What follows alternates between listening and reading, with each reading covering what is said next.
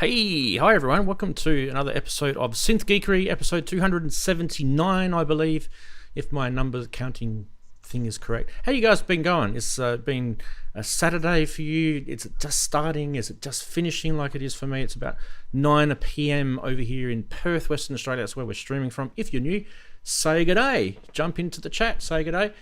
We do have quite a few people already in there, so jump in, tell us where you're from, what you're up to, what's your favourite synth, all that sort of stuff. And that's what we do on this show. We're all about synthesizers, drum machines, sequencers, digital audio workstations, or DAWs if you want to call them that. What else? Eurorack, modular synths, samplers, all that sort of stuff. And if that's right up your alley, stick around. We've got a bumper show, lots of products to get through today. Absolutely, you guys already know that anyway. So we're going to be having a chat about all those for sure. And hopefully you'll also enjoy some of our other regular segments, so do stick around. In the chat you'll see pinned the TTS link right at the top.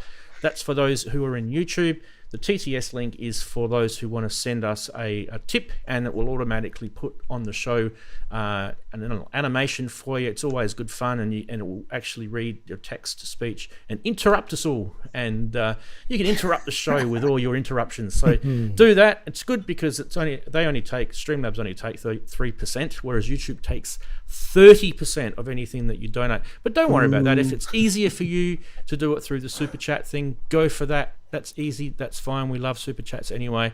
Want to say a g'day to all the guys who have jumped on already. Look at that, full every week. Look at that. It's hard to get a spot now on this show. Look, Daren's not moving anywhere. Andy's getting up at 5 a.m. He's done his hair today, so I'm pretty happy about that. Good on you. Good on you, Andy. Yeah. Nice hair. Yeah. Good. Ian's, not bad hair. Ian loves it, and Chris, well, he's only just down the road. I'm not going anywhere. Yeah. So, hi everyone. How are we? How's everyone been? Good? Yeah? Yeah, not bad. Yeah. Okay, we'll find out a bit Can't later. We're going to ask them. We can't complain. We're going to ask them. Don't worry. Let's say a quick g'day to the chatties, because there they all are in all their glory. I just want to quickly mention to the chatties that you guys are awesome. Look at that. These are all the cool chatties. Channel members, look at yourselves. You guys give yourselves a pat on the back. How awesome are you? I'm not going to read this out like I did a couple of weeks ago. That was just too hilarious. But it got quite funny when I was getting some really weird, unpronounceable names though. But yeah, keep them going. And it is really, really cheap to do channel member, by the way. You get access to cool stuff. If you don't believe me, ask the channel members. And the Patreons as well, they get ad-free videos if that's what you're after, and some other stuff, access to my music for free, things like that. So do check that out. Thank you all those guys for the support. Big hello to all the chatties who are in the chat. I will hopefully get a chance to talk to you guys. Best way, if you're in chat and you do want to get a message across to us, is to use the TTS or the super chats, because it really does get our attention. So if you can, try and do that. If you can't, highlight my name at least. Maybe I might see it. We'll see how we go. We are going to be busy though, so do try your best. Right, let's go around and say hello to everyone. We'll start this week from the right-hand side at the bottom. We'll say g'day to Chris. How's your week been, buddy? Oh, well, my week's been. You weren't expecting that, were you? No, I wasn't expecting that, but it's okay. I'm getting used to the. No one expects the Spanish Inquisition. The randomness. Yes. No. I've had a week pretty much like the last couple of weeks. I've still had my head buried in firmware development, and just routing PCBs and all that kind of good stuff.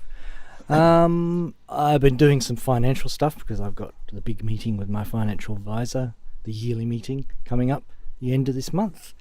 Couple of birthdays involved last week, and there's another one coming up on Australia Day. It's my mum's birthday's on Australia Day, so that complicates things a little.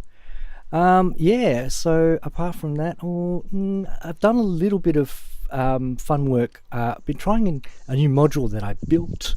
I might just show you what it is and see if you can work out what it is. Can you? There you go. It shows up right in the middle.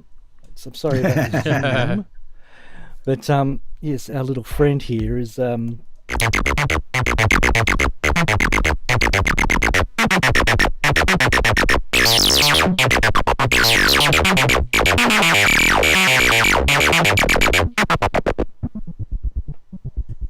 So I've been having fun with him. He's quite cool. He's got the little bit of a screamer, that one. Yeah, it does. It does scream. Squelchy. Yeah, it does. It's got these little plug-in boards. So, yes, I remember those things. Yeah. So, and they've got little electronics on them. They've got electronics on them, and you can even fit 2 in at once, which is kind of interesting. But I just put a green on the 2 that I like the best, and they're the ones I've been playing with mostly. Yeah. Nice, fantastic. So been playing with that. Yes, this is the Trexie running a patch at the moment, a 16th, which I'll see if I get a better camera angle than that. Can I? No. Oh, kind of upside down version of the camera angle. There you go. There's the Trexie. It's right. All the electrons are falling out. Yeah. So Yeah. it's doing it's just doing a bit of a, sorry.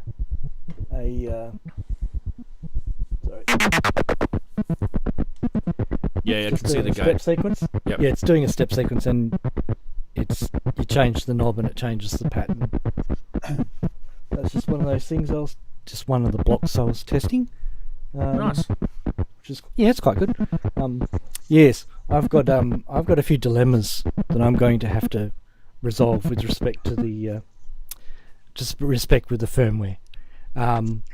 I'll show you probably more next week when I show you a list of the different blocks that I've managed to create for the system.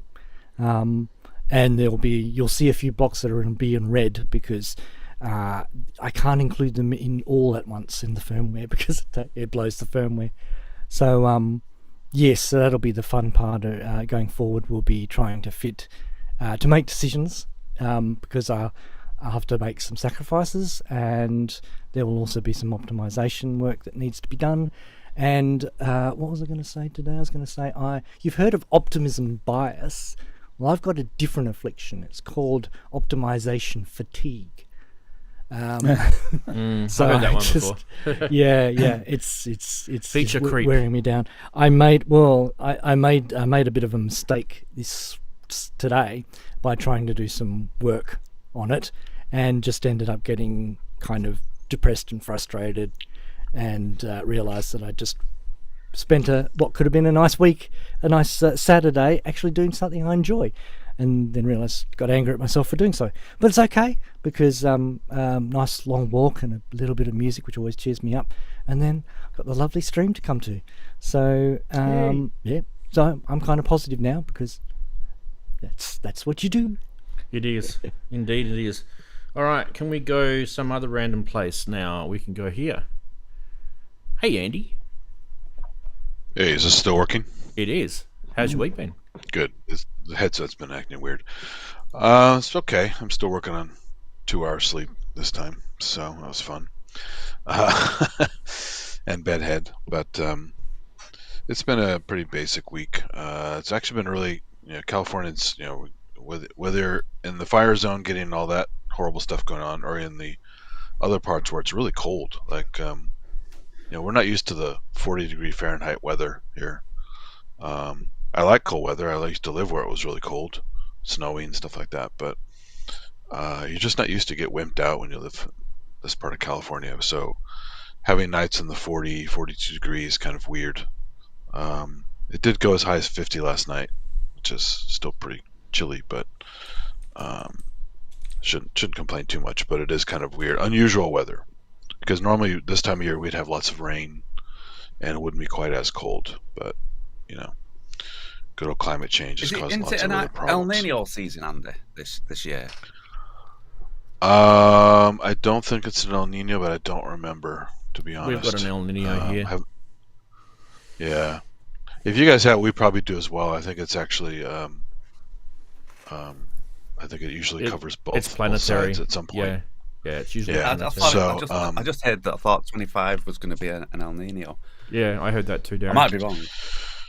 Could be, yeah, could be, definitely. So other than that, just usual stuff. Getting ready for NAMM. NAMM is creeping up. I lost track of time, and it's like, Jesus, it's already next week. Yep. So I'll be there for that, doing coverage. Hopefully we'll do the usual silly walk around Carpet thing cam. for Kent Fong's Carpet pub. cam, please. All kinds, yeah, there'll be all kinds of silly cam stuff. And Robbie wants me to come back on PSN as a cameraman on Friday, so I'll do that. And then I'll also be helping out Dina at the ARP Foundation booth. So, Cool. which will be nice. That's cool. That's good. Yeah. And then we got Buchla and Friends. It's a weird schedule this year because it's only, NAMM is only like the expo is Thursday, Friday, Saturday. And then Buchla and Friends is Saturday and Sunday. I have tickets for both. And they're free. NAMM isn't free, but They're both in LA? So NAMM's in Anaheim, as usual. And Buchla Yeah. Friends is the same place in LA, this little weird art community. If you saw my stream last year from there, it's actually I actually did some of it on Kent's pub, I think. But so that's there, and the cool thing about Sunday night is Suzanne Ciani's going to perform. Nice. So I'm definitely going to shoot for that. Definitely. Yeah. So look for that. I'll Very be nice. shooting that, and whatever else comes along. And then Sunday is also my store day, so I get to go to Perfect Circuit and Guitar Center, and I usually do the Freak Street walk around at Venice Beach and all that stuff. So yeah, Awesome. I don't think Mark Rebier is going to be there this year, but I did a stream of him last year performing at Venice Beach. That was weird. Just out of nowhere, Mark Rebier shows up, and it was it was a huge gathering. It was crazy. So good fun. Fabulous. Thanks, Eddie.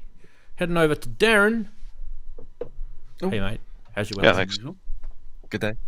Yeah, it's been quite busy actually, because the beginning of the week I just did a few reworks, retweaks to the album that I sent to Ian, plus a bonus track, which is not necessarily going to be in the order. It's just a bonus track. And if Ian wants, I can always send him over the full thing without it limited.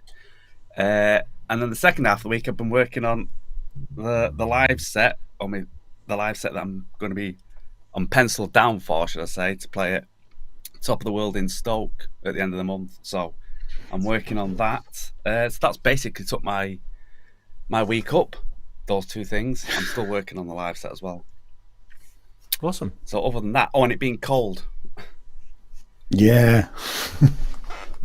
It's always cold. Yeah. Not cold for us, that's for sure. I'll tell you about that, guys, in a But sec. that's basically Ooh, basically been my week. Awesome, man. Awesome. Where have I got to go to next? Ian's next, isn't he? Yay. Hey, how are you, Ian? How's Hello. your week been? Good day, good evening, good afternoon, good morning. Yeah, busy week. All Sinners music stuff. Daren's album is brilliant, so can't wait for everybody to hear that. It's great. But Mo's second album for us came out yesterday on streaming. So if you didn't want to get it from Bandcamp, you can now stream it on all major platforms. We have a schedule for the next two releases, which is the Ramshackled album, which might not be to everybody's taste. It's more rocky than electronic. There's some electronics in there, but they're sort of rock band more than anything else. That's going to be the 7th of February. So me and Jason are working on that now. And the stories, Endless. It's called An Endless Sky. So it's 5 stories. I think I mentioned it before. That's going to come out on the 21st of February. Now, I did all the music and sound design for that. And actually what will happen with that is there will be a second album, which will come out later, but people that buy The Endless Sky will get it for free. And that will be remixes. I don't do remixes normally, but remixes of all of the music parts without the stories. So that's going to come out. And the other thing is I've been asked to do an interview on the local radio station about Sinners music, which is might not be for a couple of weeks, but they're going to have me on their show, which sounds like quite a fun thing to do, really, because we're a local record label. Other stuff I've been doing, I've still sort of trying, because I'm playing on the 1st of Feb. I've been trying to decide what kit I'm using. I'm actually trying to get the Ambient Zero to play nicely with other things. It does play. I mean, from a MIDI point of view, it's working fine, but it sort of mushes everything up, which I'm not quite keen on. But You mean sonically or rhythmically? sonically, yeah. It doesn't. Oh, I mean, yeah. Bit low. I'm quite surprised at that. Low, It's squished. yeah, everything sounds a bit just not how I want it to be, and so it may not get used. But at the moment, it's still sat here, you know. But yeah, so and as Jason keeps telling me, I've only got 2 weeks before the gig, so I've got to get me act together, really, you know. But and I've signed up to do another EMOM at the end of February in Wells, which is like 40-minute drive away from here, really. So yeah, good week, really busy, you know, all good fun. Fabulous. That's everyone. Fantastic. We got through that. Chris, I might mention to you, we should really set up a little modular section. No problem at all with your how's your week section. But I think we need more. We need to see more. We need to give you more time in front of like the camera. a formal little segment, like a little section where you can, you know, you can spread your wings a bit, because I kind of feel like we don't want to rush you, but I kind of feel like we're rushing you. And we don't want to bog down the intro section. Yeah. So I feel like you can tease us in your little intro bit, and then you can say, well, I'll show you more later. Yes, I'll show you more of my modular segment. Yeah.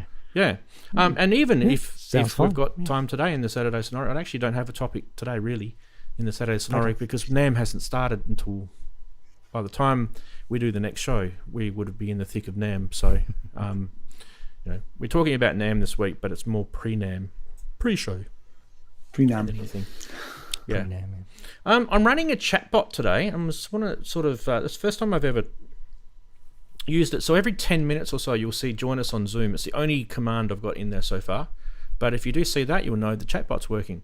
And it's just really so I don't have to keep friggin' typing the same stuff and remembering to put it in while the stream's running. It's pretty handy. If you guys do a little bit of live streaming, it's actually made by a company called Streamlabs, which I use for a whole bunch of other stuff as well. They're really, really good, Streamlabs.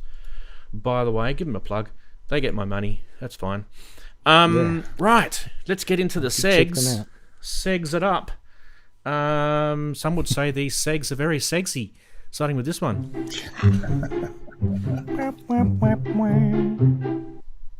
Indeedy, wordy, deedy. Right. If you've got a kick and it's the 808 and it's the long, but you haven't really soundproofed your studio, this is kind of what we'd imagine it to be like, eating Cocoa Pops with a friggin' monster spoon. Fair enough. I thought that was kind of creative. I'd say it's creative. Creative. Next. This one. What am I looking at here? Never seen the back look like this. So I don't know if you guys can see, but it's actually a couple of eurorack modules in the back of the PC. And I just thought this is PC mastery happening here. This is what this is. Yes, indeed. Loving it. Next. Interesting. In 1970, we had the phone, mobile. Yes. Indeed. We synthesizer people, we really know how to get through technology, don't we? Next. Still got the same mood though. If you are thinking of buying stuff this week, just remember you are probably visiting this shop when you are thinking of buying stuff. Every small country town I've ever been to has one of these. I think I'm going to declare a winner right there before seeing anything else. So. This place actually is in our city. Chris, this is in our city apparently. Oh wow! It's in Frio. Frio, awesome. Yeah, very cool. Anyway, keep going. I thought Jeffrey Bezos needs to rename his business to this, but anyway, I'm getting a phone call. Yep. Right, these steps. Take these steps, I should say, if you want a career in music, and these are the steps. I was actually thinking of Andy when I put this one up because he's so cold at the moment with his 4 degrees Celsius weather. 4 degrees is not that bad, mate. What are you whinging about? Just put a jacket on. For You'll be California. fine. Yeah. I have a sweatshirt on, but It's the same. You guys had literally the same weather as we have. Like, obviously opposite sides of the year, but try going outside with the telescope for 4 hours with that. That's kind of cold. yeah. So It's brass monkeys weather. That's for. Anyway, good luck with your career steps. And we also have this one. This is 10 megabyte floppy disk from 1960. It has a massive size of it. Next time you're complaining about storage, have a think about this, trying to shove that into your computer. Yes. Yeah. Doesn't fit into my SD card slot. What are you meant to do with this thing? All right, we have, what have we got? 6 memes this week. Tell us in chat, please, what your favourites are. Sing it out loud. We had the 808 kick, we had the Eurorack back panel on the PC, the Moog versus phones, the shit you don't need shop, Andy's career in stepping up to music, and the 10 megabyte floppy disk. Hey, just fit that in your pocket when you're going down to the pub. It's difficult this week. They're all I very think I- good ones. There's some good ones. I think I'm going to go Between the with shop and the Moog. I'm going to go for this. The Oh, Slippy Stairs. I'm going to go for the floppy disk. A floppy It's a bit disk. radical. Oh. Yeah, because Floppy people disk, do yeah. complain about a sampler not Yeah, having yeah. enough storage on it. Yeah. You know, Yeah. I was showing Daren my SD card before, but like Yeah, that is exactly, 64 gigs, and I know you can get 1 terabyte ones of these now, but that is 64 Yeah. gigs, and just think about that for a second.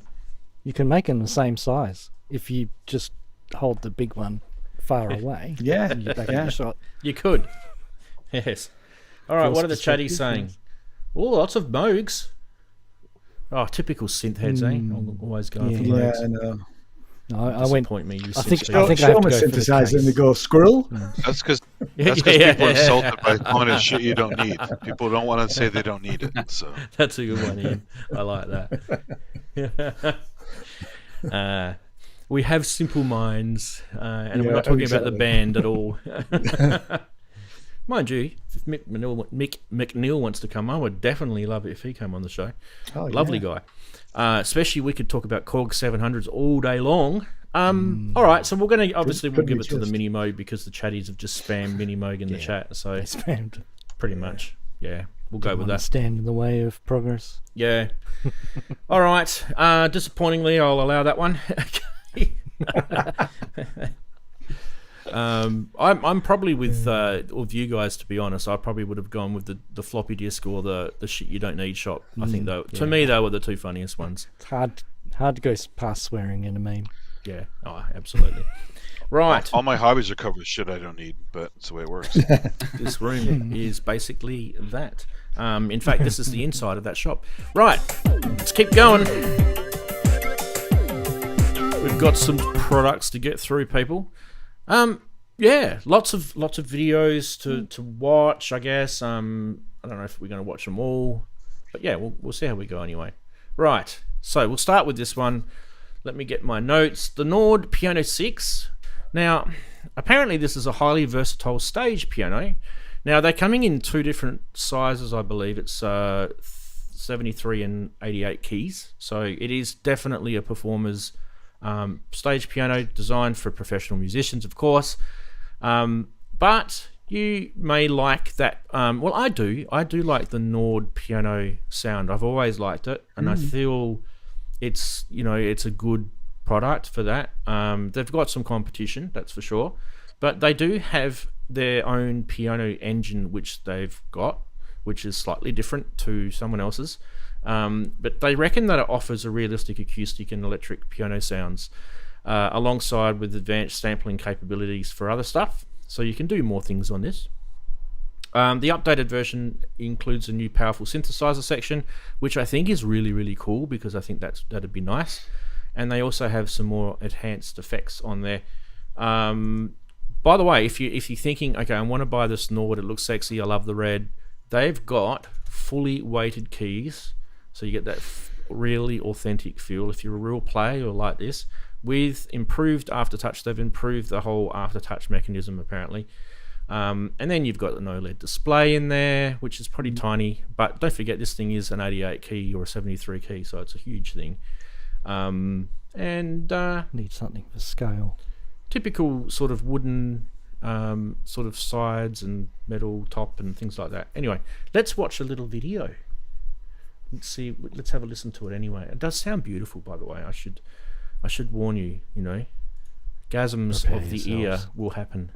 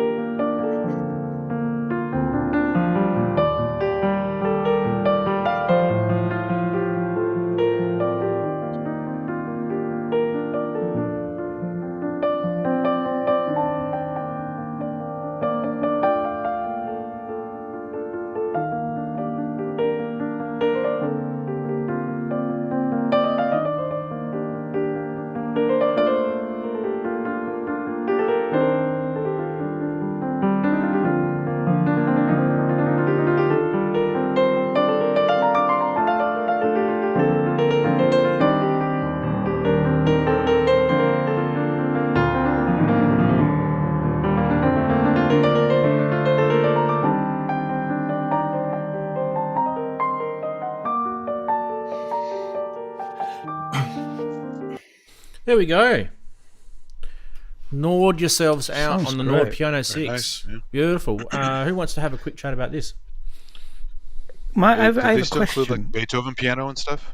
Are they- Let's go with Ian first because he came in just pip the post there, Andy. Sorry. We'll come second. I have a question. Can you turn the action off with my question? No, I know it's a hammer action, but can you? Because the problem I have with the Kronos is you can't turn the hammer action off if you want to play organ, and clearly you don't want a hammer action for an organ. And it was just a thought that whether you could or not, and we probably won't be able to answer that, will we? Someone needs to quickly Google that and jump on for you there, Ian, I think. Because I thought it sounds brilliant. Mm, It really does. indeed. Yeah. Yeah. And just think that you're going to have that beautiful sort of red presence on the stage as well. So people will That's never a automatically bad thing. recognize that it's a clavier. So, yeah. Andy, you were saying something about something? They were famous for putting other pianos in there, like the Beethoven model piano and some other stuff. I wonder if they still do that to do the throwback stuff, or if they stopped doing that in the current ones. Yeah, some great questions. Someone who's jumping onto Google, let us know in the chat some of the questions Ian and Andy have come up with. See if you guys can come up with some of those answers. Keep an eye, Andy, on the chat for us. Fantastic. All right, well, that's going to be available pretty soon. You're looking at €3,399 for the 73 and €3,799 for the 88. So once it gets into Australia, Chris, it's probably going to cost about $1 million. You'll still see it on sound stages in some concert. yeah. Sure. It'll just be at the Sydney Opera House. That's the only place that can afford to buy Could it. be. Yeah. Anyway, that's fine. We joke. I would love one if I had That's the lovely. money. That's for sure. Yeah.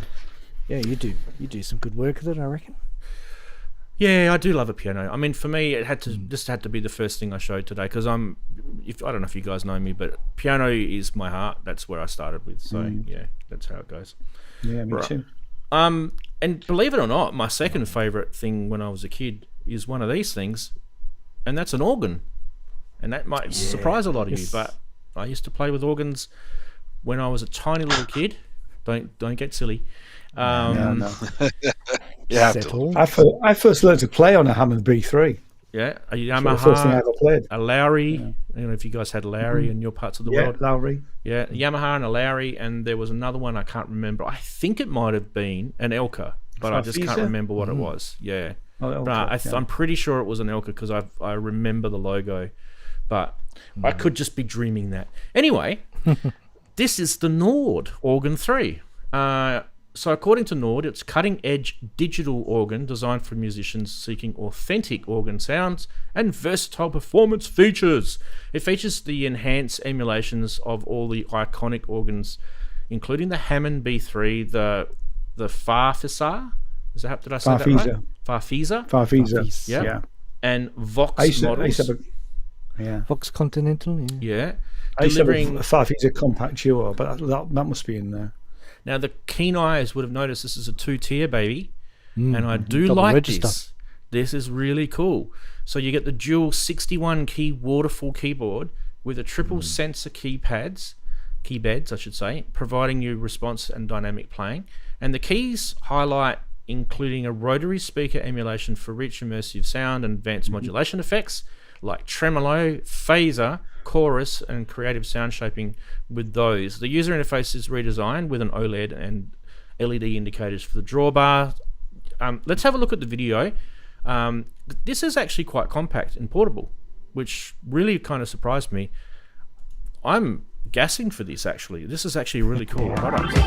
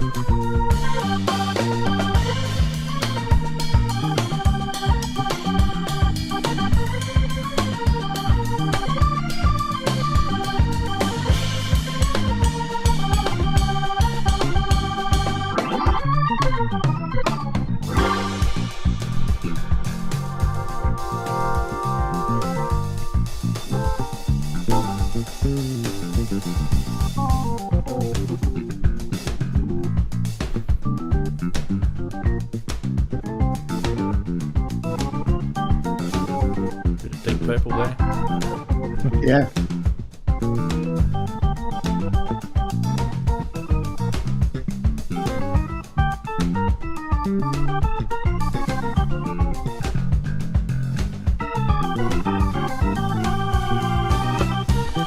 Anyway, I think we get it.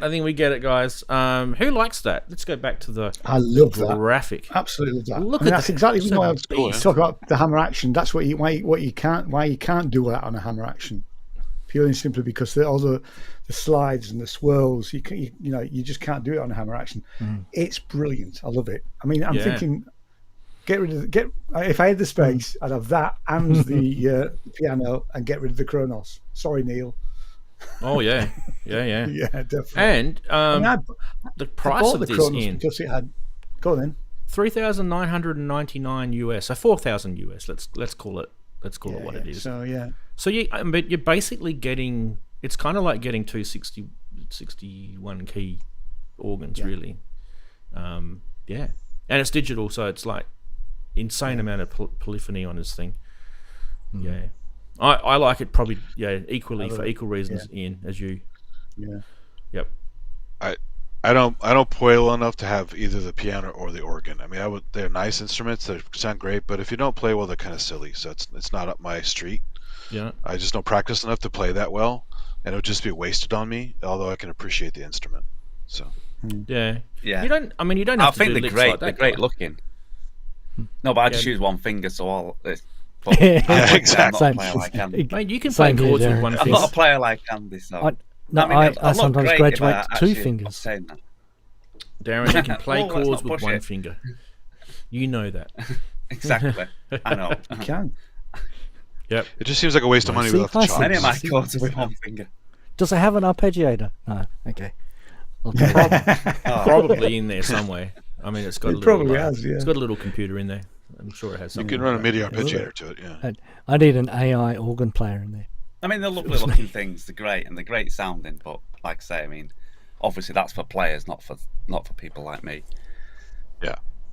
Don't worry about We'll the give- chops, guys. You know, So, horses for courses. We're, Well, we're that's- all yeah. musicians, so I can do I mean, how about the chopsticks on it. Osmos? Because it's really expressive. It's better in a better player's hands, but I still love the Osmos, right? yeah.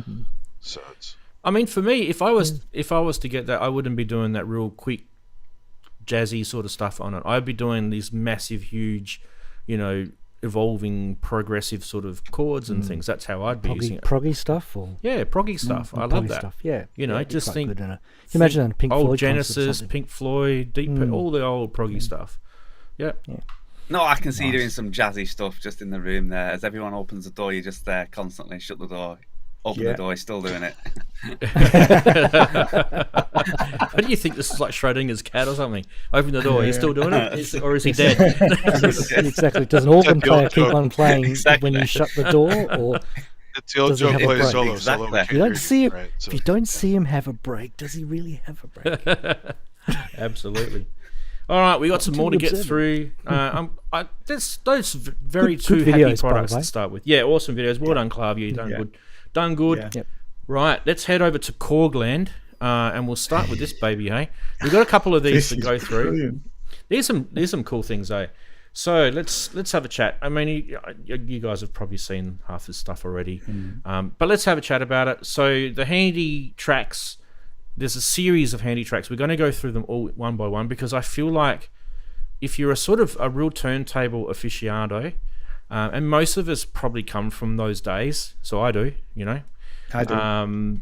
You know, my old man. 2 turntables under there. My old man had a Sansui turntable, and I had a Technics, and you know, I sold Sansui. he didn't like I don't know why he didn't like the Technics. He liked the Sansui better.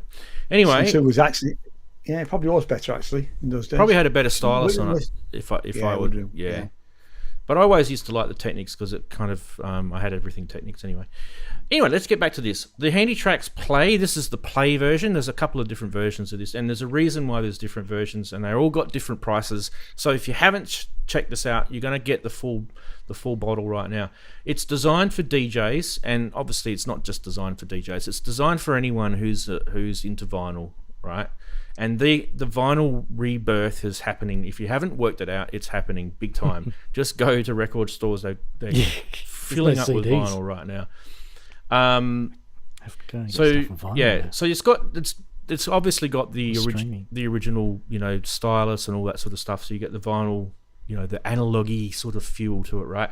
But then you've got modern digital enhancements, and this has been developed by Korg in collaboration with I don't know how to pronounce this. I'm just going to have a crack at it. It's Toshihide Nakama, who's the co-creator of the original Vestax HandyTraxx. So that's what this particular one is, which it introduces features it does such look like as, Vestax stuff. yeah. It's got digital effects. It's got a built-in looper, and it's got some nice little controls, which you can see the sliders there. You've got level, and you've got a cross slider, and all that sort of stuff.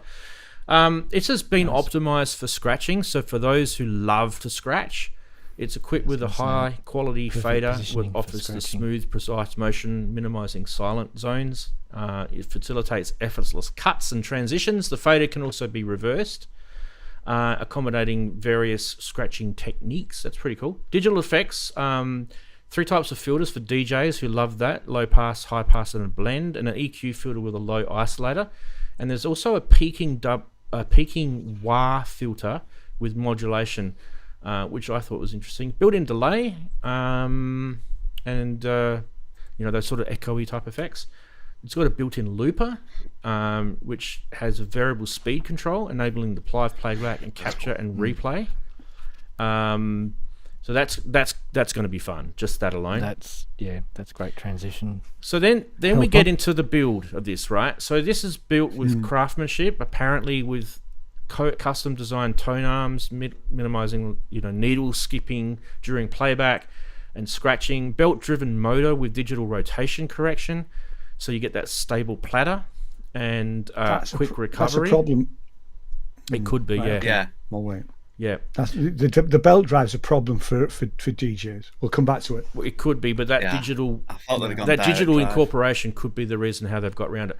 Portability, it has an AC adapter or 6 AA batteries, so you can chuck batteries in this and take it wherever you want.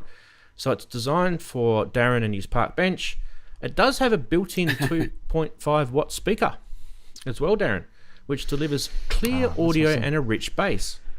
And just so you want to, there is some customization. The head shell supports both ceramic and movement magnet cartridges, offering flexibilities for various playback styles. And you can replace the scratch fader or reorient the control panel right to left. Interesting. Like that. Oh, Let's have a little look at the vid and then we'll have a chat about it. So let's get the vid up. Boom.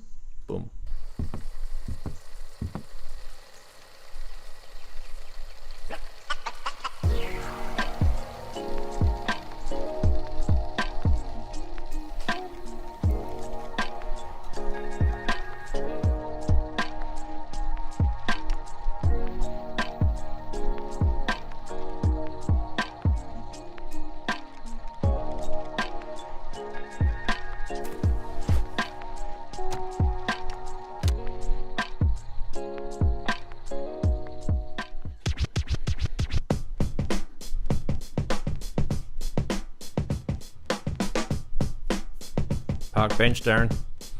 yeah. You know it, mate. Yeah, but you want to be taking your vinyl on a park bench. Well, she is, mate. So they need a crate backpack. She's setting the trend, mate.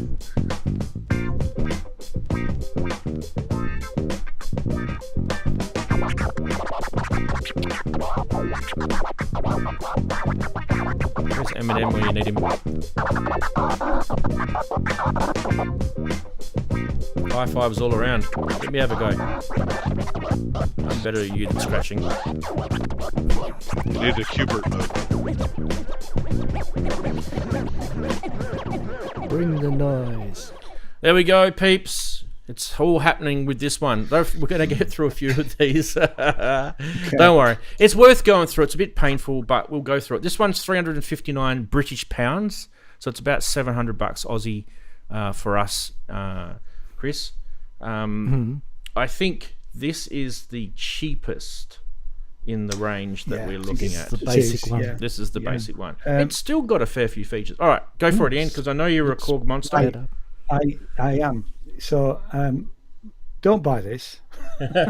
Buy if first of all, Tell us how you really feel. the belt drive is definitely an issue. Although, like you say, they may be able to do something about that. Fundamentally, if you put a belt on a direct, it needs to be a direct drive turntable if you're going to do scratching. Indeed. Really.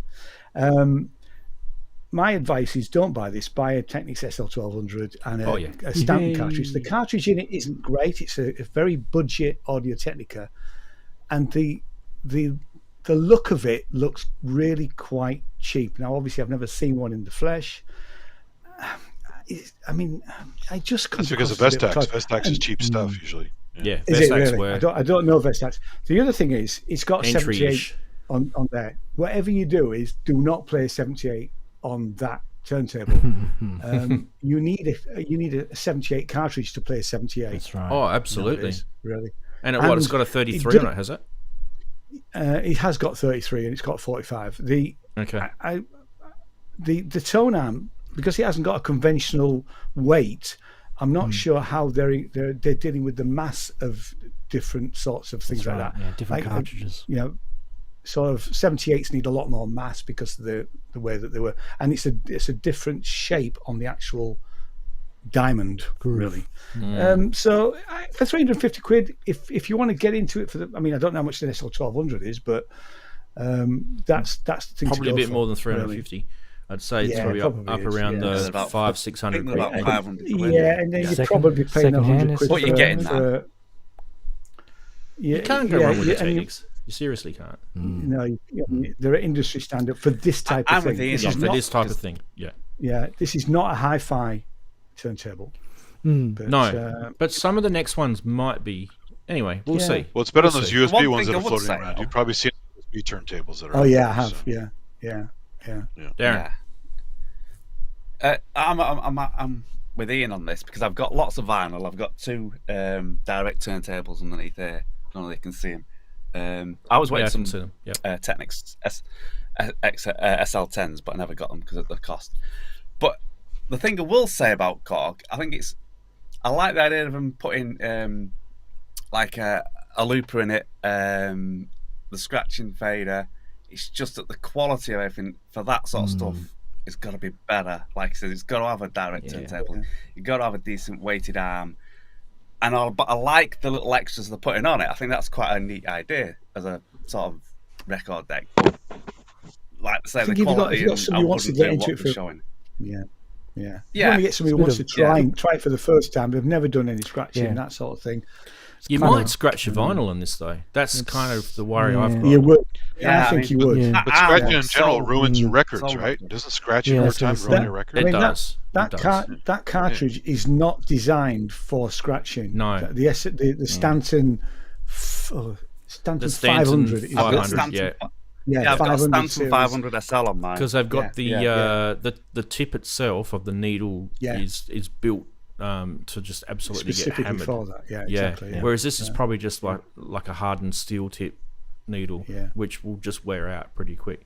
They're still reasonable. Like let's not throw it out with bathwater. It's still reasonable. The price is fine. There's Yeah. I'd say it's for beginners, isn't it? To have a go. It is a beginner's. This one is the entry level. It's kind of vinyl. It's kind of a gateway turntable, isn't it, to the larger thing? So let's have a look at the next one. This is the Tube. So it's absolutely not different at all in sense of size and form factor in that sense. The only difference is obviously that panel on the right and the color, and I guess a better arm. The tube and the guts and the arm and things like that. Let's have a quick look at what it's talking about. So it's they're talking about this one having analog warmth with the new tube technology. Jeez, Korg are flogging this new tube stuff. Got the Volca new bass inside of it. Yeah. So it's got the new tube vacuum tubes in it, which is supposed to make it sound more rich. Built-in stereo speakers. It's got the die-cast aluminium platter on this one. And this one supports 33 and a third, 45 and 78. It includes bass and treble tones, you can see there. Compact design, battery operation, pretty much the same as the other one. Now, this one is a lot more. This one's £699. Let's have a quick look at the video on this one.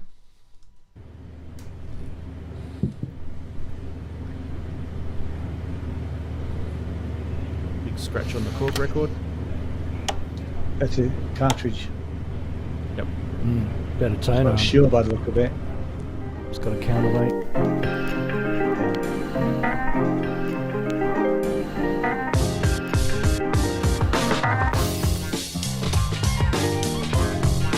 I don't really see the point of that. No. Because your amplifier's got that.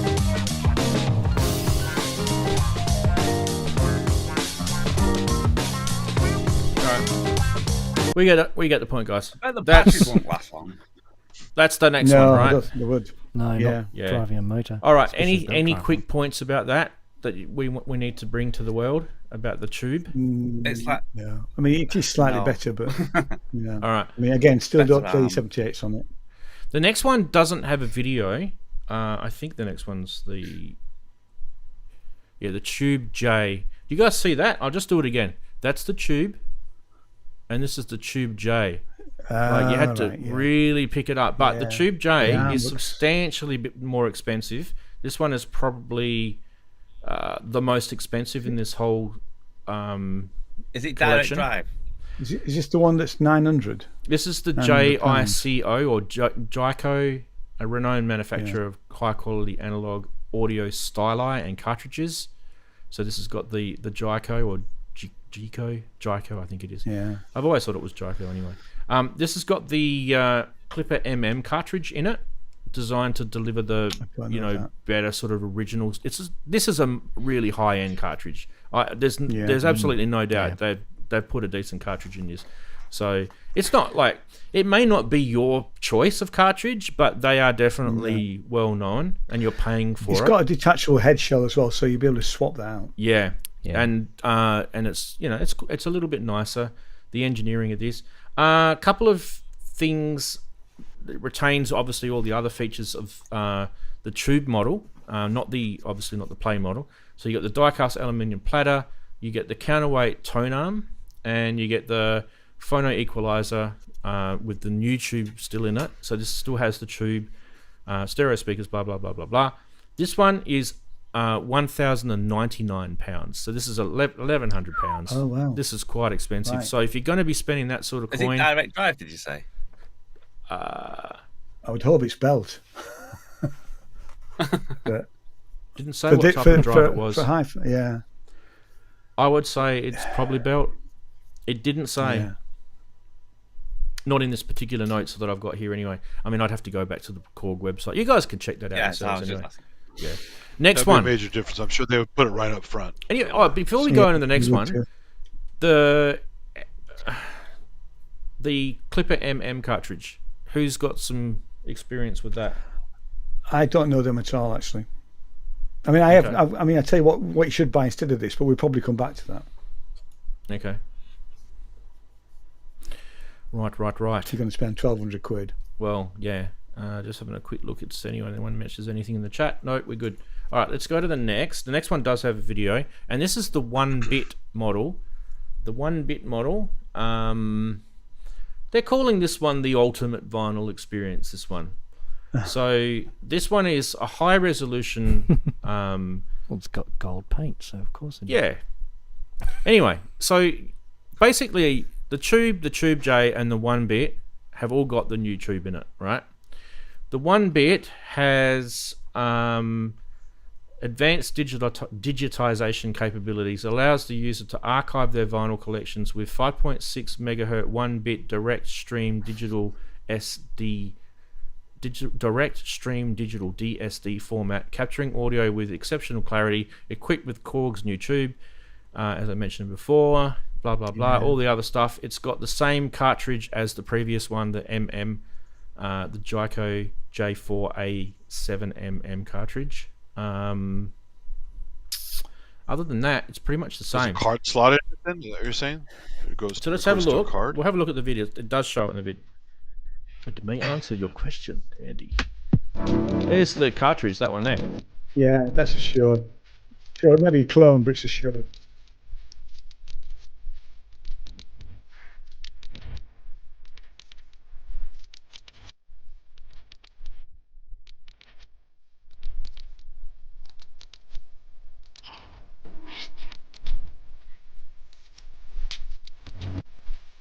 USB-C, Andy.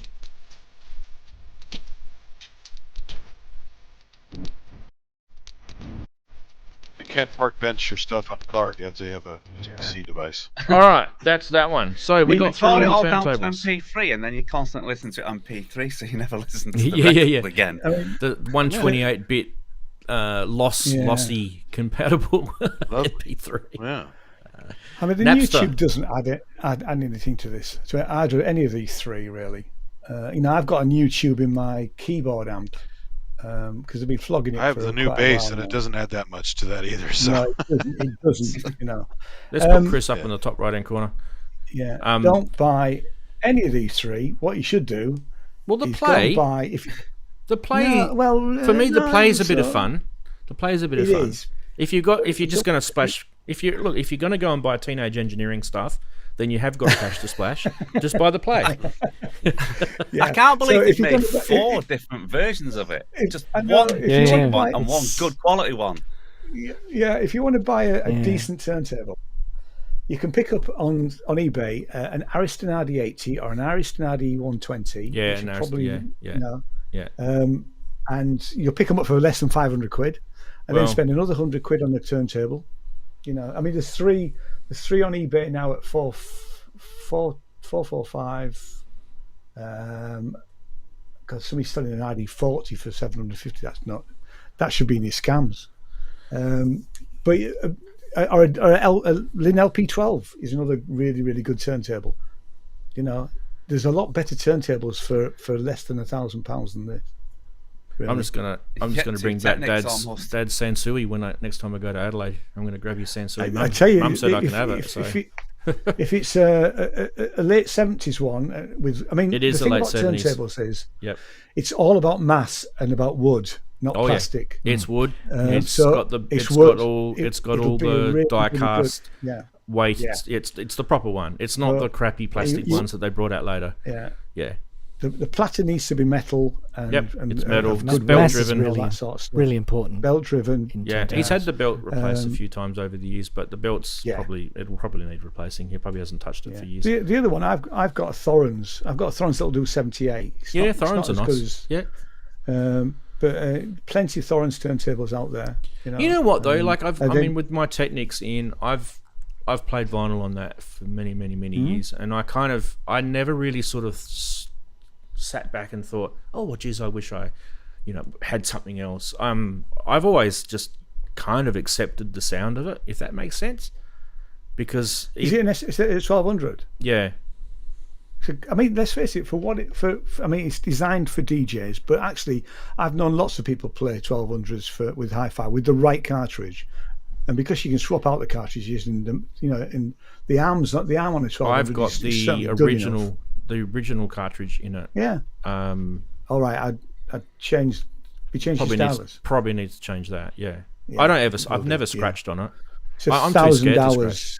Yeah, no, don't. Yeah, but and it will ruin your records if you're scratching. So you should have if you're going to do scratching, you should have particular records to do that. Oh, you do not your replicas. hi-fi. You use replicas and stuff. Yeah. Yeah. So yeah, every 1,000 hours is about. You should change your stylus every 1,000 hours. Probably. I don't know. Probably hasn't done that. But anyway, we'll see. Right. Anyway. Yeah. Interesting stuff from Korg. Korg. No. Hey. I know. I mean, I'll they do. first Let's one, face first it. in the first one.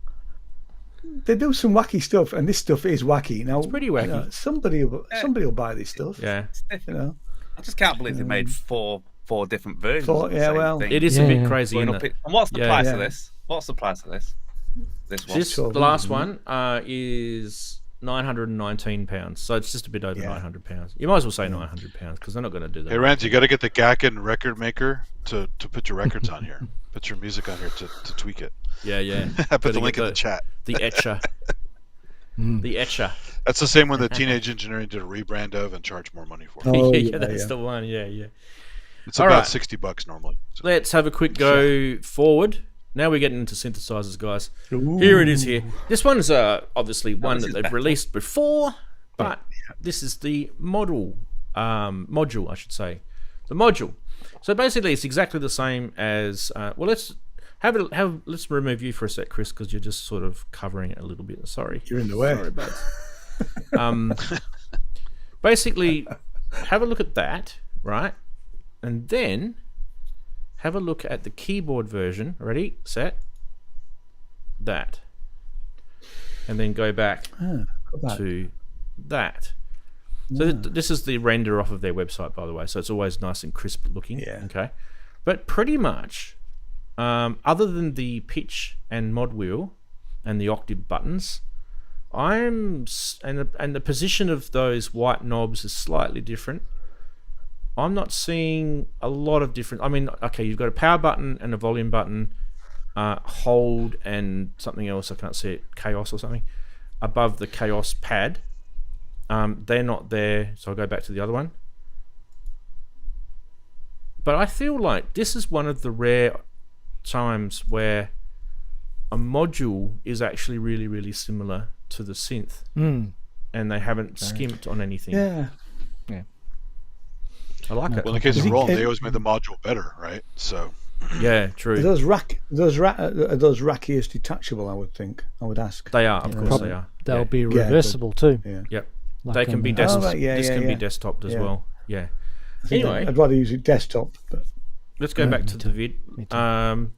There's not really much to tell you that's new about this, by the way. It's just basically a different form factor. But let's have a look what they say. There you go.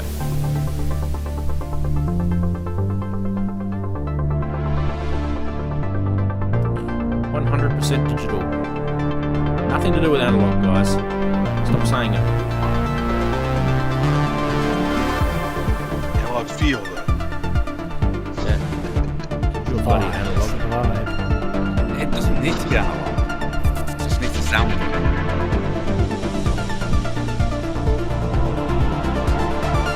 But there's your trifecta or your quad. Yeah. Yeah. That's the the family. money shot there, people. That's the the shot. dream of Korg's marketing department. They want you to collect them all like your Matchbox cars Yeah. when you were a kid. Yeah. Okay, so let me get myself out of the buying race for this one. This is an absolute no for me. No, sorry, Korg. Don't like this synth at all. Some of them behind it, yeah, like some of those ones behind it, especially the I love the the wave 06. state, especially the wave All right, state. yeah. I like the wave state. Anyway, Anyway, making rack stuff again, though. That's cool. Got to celebrate that. yeah, racks are good. Can't complain. Wags is going off his tree right now in chat. It's probably not even there. Yeah, he's ordered one, I think, hasn't he? Yeah. He's already ordered it. Yeah, He's well, I messed might up his be keyboard. right. He's so 19-inch excited. rack. So. Mate, his racks I've hold got his nowhere roof else up. to I'm put telling you. I say that every week. Yeah, he's been. Yeah, he needs it for structural reasons. Half God, half beast is asking me why do I not like it. I'll tell you why. I've told you this last time they released the keyboard version. This is a multi-poly. It's basically it's a remake, and they're using the good name of the monopoly in a way. It's a bit of a for me it's a bit of a piss take. It's a completely digital synth. They keep using the phrases analog and stuff in this thing. I know what they're playing at. They're trying to go down the virtualization route and everything like that. But for me, it doesn't inspire me at all. And that's the most important thing. If you're going to bring a synth out, it's got to inspire you sonically.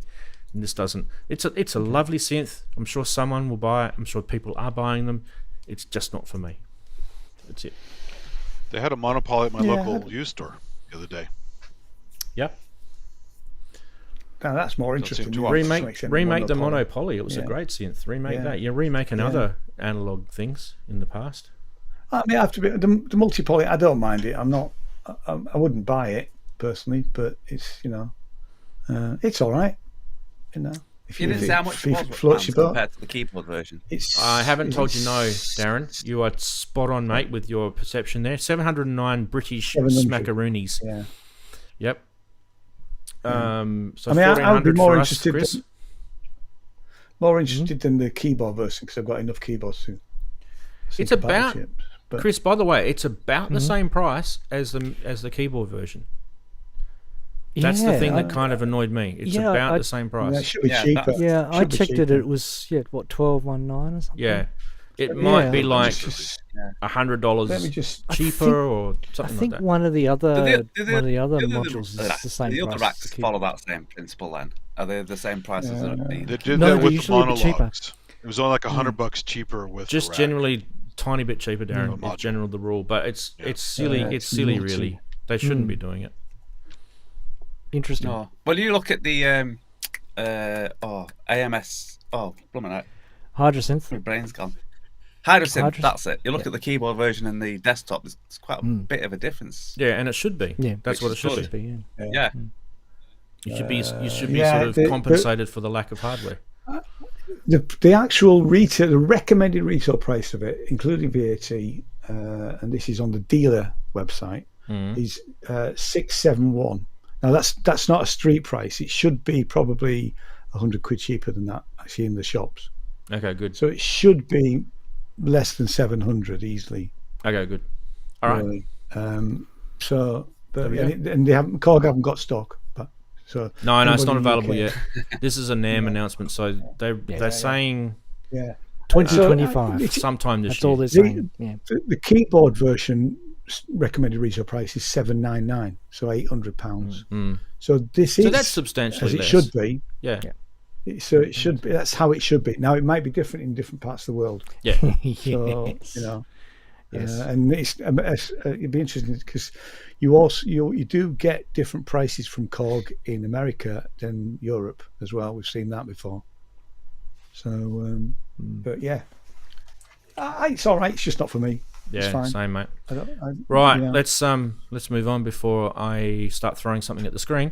Let's go to this. This is the MultiPoly native. This is the app version. Now, okay, so this may be a bit more interesting to me because I kind of feel like if I was to ever get something that is, this particular synth, maybe I might get this, but before I sort of go into it, with the price of 199 euros, there's absolutely no way that I'm going to spend that on a VST. That's just. So what did you say there, Ranzee? I missed that. I think you said something. Was it 100? What? 199 euros. 200 quid. No, I'm still not getting that. Do that again, Ranzee. I'm still. No, I'm not going to do it again. I keep getting this 100 knots thing. It can't be right. I mean, honestly, get some help. 50 quid. Get some help. Yeah. Yeah. It depends on the VST. Get some help. Korg need to get some help. Totally worth the money. Mate, I can buy a DAW for that price, Andy. Exactly, you can. I can buy a DAW for that price. Oh, I know. And they've got synths in them, and they're probably just as good as this. Sorry, Korg, not going to happen. I mean, Steve Albers has said, typical Korg software pricing, nothing unexpected. They're right across the board. The soft, yeah, they do the 50% off sale twice a year. If you own the hardware, Ian, you can get it for $49.99. You should get it for free, but you've got to pay for it. This whole, for me, this is I feel this is a train wreck marketing idea. I agree. Sorry, Korg. Don't think it's good at all. Yeah, and yet we have 6 different turntable variants. Yeah. It's but like, it's I mean, bizarre. it still shows that Korg they're off the beam. Which one are you getting, Chris? He's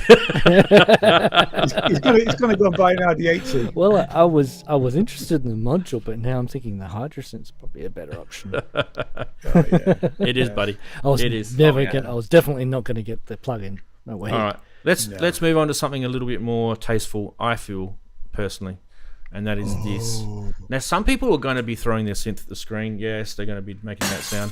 I'm not. I actually think this is a great idea because I think it's nice. Yeah. The full size is actually quite unobtainium price wise for some people. Yeah.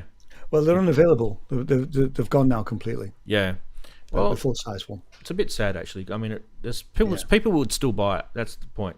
And they've tooled up a factory somewhere, and they've now untooled it. Anyway, this is a compact size. If you haven't worked it out, it's called the 700 SM for small. Anyway, 86% smaller. 86% of the original size is what they're saying. It's got a 37 slim key, so this is kind of like the Korg MiniKorg style keys on it. If you're wondering, it does have aftertouch. And everything else is pretty much the same as the original. I believe it has kind of all the same electronics inside, I believe, from what I've been told. It does have spring reverb. It has a joystick for pitch bend. It has aftertouch, arpeggiator, USB port, MIDI in, CV out, gate, all that sort of stuff. So it does feature that. There is a video. We should watch that, because it's pretty cool. Is it working? Yeah, we go.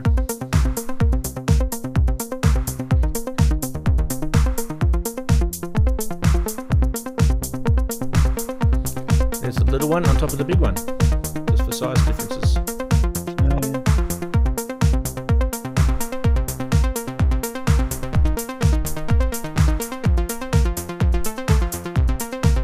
So if you want that sound, if you want it, and you couldn't afford it, and you can't anyway, it's unobtainium now, the full size, or you can't afford to get a second-hand one from the 1970s, you're looking at £1,169. What does it say on your portal there for this one, Ian? It's just a minute. It might not be up yet. I mean, I have to say, I love my 700 FS. I've got Robbie's just said about me trying to sell my original one. My original, it's not the S. I've got the original 700. Yeah, which I am selling, but I'm not in a rush to sell. To be fair, it doesn't appear. So they've not put it up yet. They have. I found it right. So the recommended retail price is £1,169. This should be 700 quid. Yeah. That should be its price. It's too expensive. Mm-hmm. Yeah, really. It's a bit disappointing. For MiniKey, it's a great synth. It'll be well built. having said that, though, they're still not quite as well built as the original. Just the one, the shafts on the.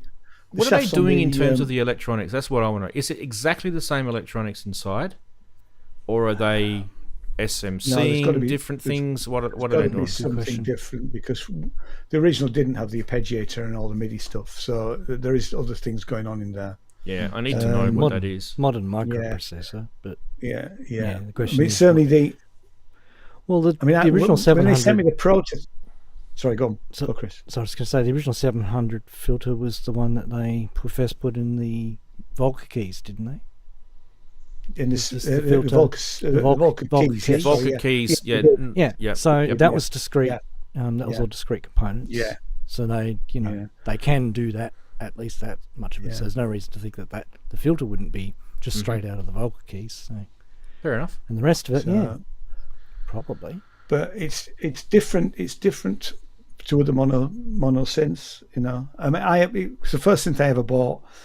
Obviously, I've got history with the damn thing. The main reason I bought it was because obviously before we had presets, and this obviously has got presets. I was able to use it live and program really, really quickly. I used to have little bin cards with settings of songs on it, and literally I'd just go along, and it was great for that. I mean, the only thing that is different, and it is exactly the same as the FS, apart from the shorter reverb. So a shorter reverb tank. Well, obviously it's a smaller chassis, so that makes sense. So that's and the fact that it's actually a real reverb tank in there is actually pretty cool. Yeah, it's pretty cool. Yeah. I mean, I used to use a Melos tape reverb with my original 700, and gigged with that for several years. It was brilliant, really. That's all I used to, that and a digital piano. But no, I love it. I just think the price is too high. Yeah. Probably agree with you there with the price, but don't forget these are their launch prices. They want to milk a bit of their R&D back. There would be a lot of R&D with that, though. To be fair.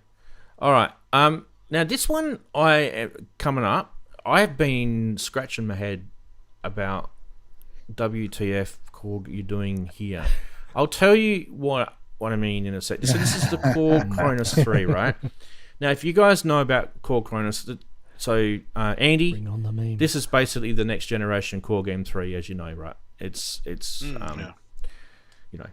Anyway. Doesn't have those cool pads, though. What are those pads? I don't know if you guys know this, but the OS on this Kronos system, right, is 3.2. Yeah. And the OS on the previous version of Kronos is 3.1.3. Wow. Yeah. So this, in my opinion, is basically just a slight hardware refresh and a slight improvement on the operating system. There are absolutely don't get me wrong, there are definitely new patches in here. There's different memory storage, all sorts of stuff that's different about it. So it is definitely a different and improved, but it's not like a massive, huge. Do you know what I mean? Like it's not like groundbreaking. It's basically just a refresh. I would call it. A refresh of the Kronos.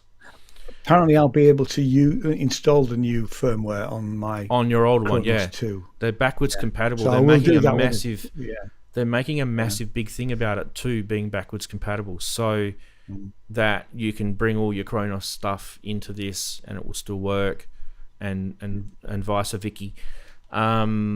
Do you guys want to know anything more about it? The stats. I mean, the stats are going to be, with an exception to a bit of memory stuff, it's pretty much going to be the same as the Kronos 2.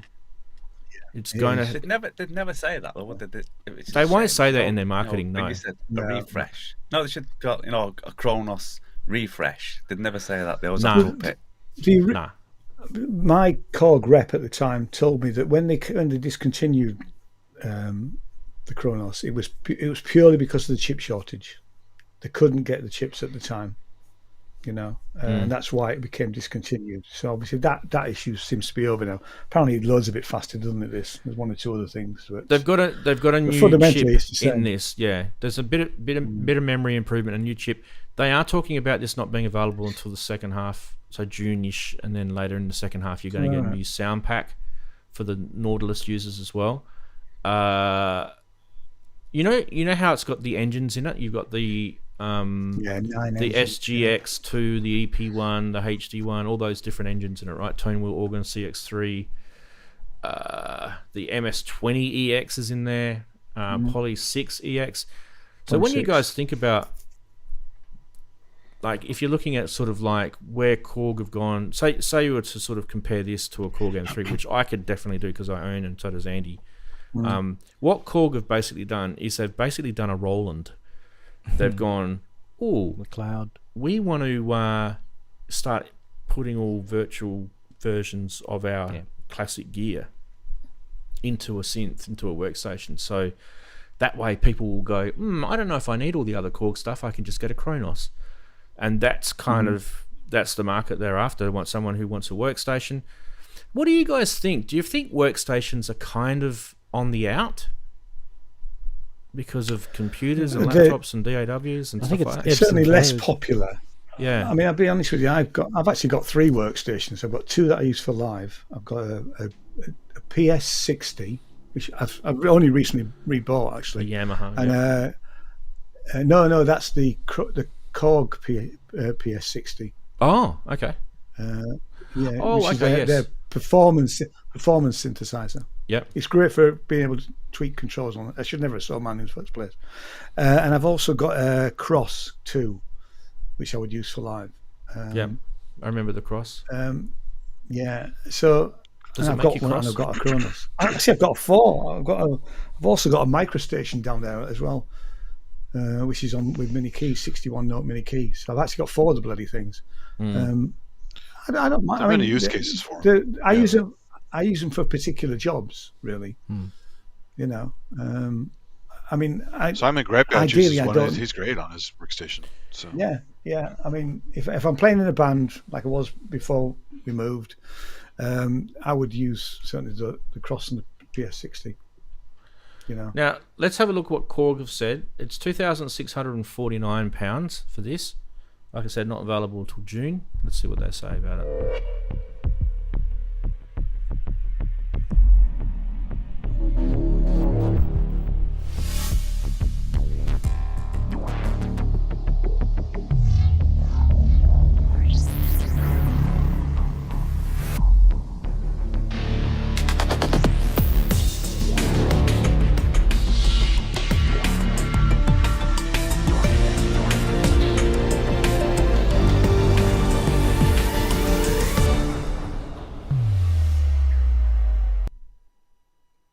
Definitely not much. Didn't say much, did it? No, it was just a bit of this. Probably saying more. Yeah. Well, I mean, actually, Koshti Kais is saying, "Is it a Kronos 3 though?" And the answer is no. It's 2.5. It's a refresh. Yeah. Everything that we just said, like with the OS, with the fact that there was chip shortages and they couldn't make any more of the Kronos 2s. So that what they've done is they've got a new chip, they've got a bit more memory in it, and they've got a slightly refreshed operating system. But if you look at the design of it, it's actually pretty similar to the previous one. It is. So it's not like what I was saying right at the start. It's not like groundbreakingly amazing. It's a bit Roland doing a bit of this at the moment too. So let's not rubbish Korg too much because they come up with a good idea and they want to sort of milk it as far as they can before people stop buying it. That's pretty much what they're doing. Like if you look at the Roland, what was it called again? It's the same. There's nothing different. Yeah.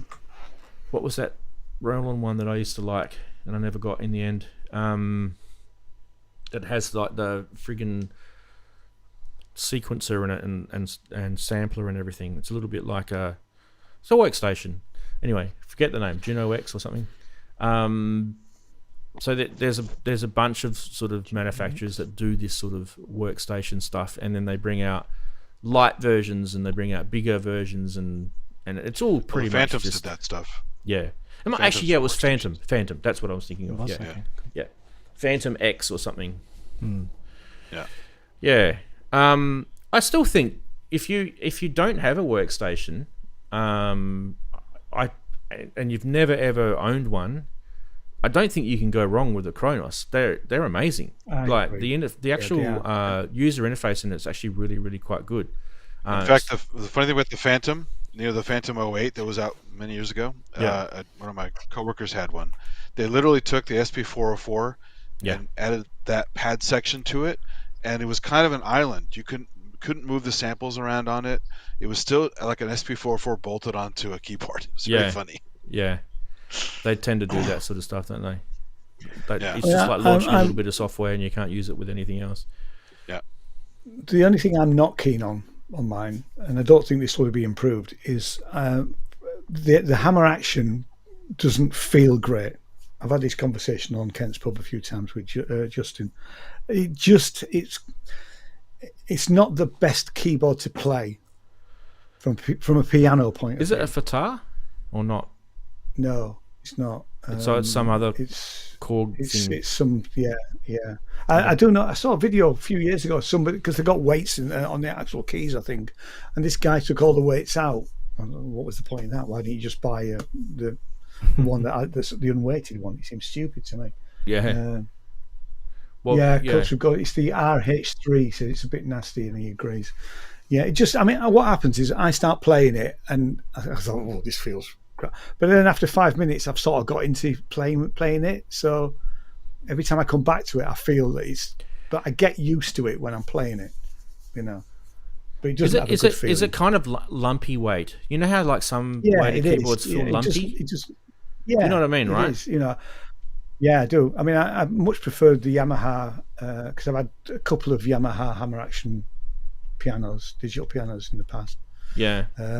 P80 was one of them, and I always much preferred them. In fact, I much prefer their digital piano, your Korg's digital piano.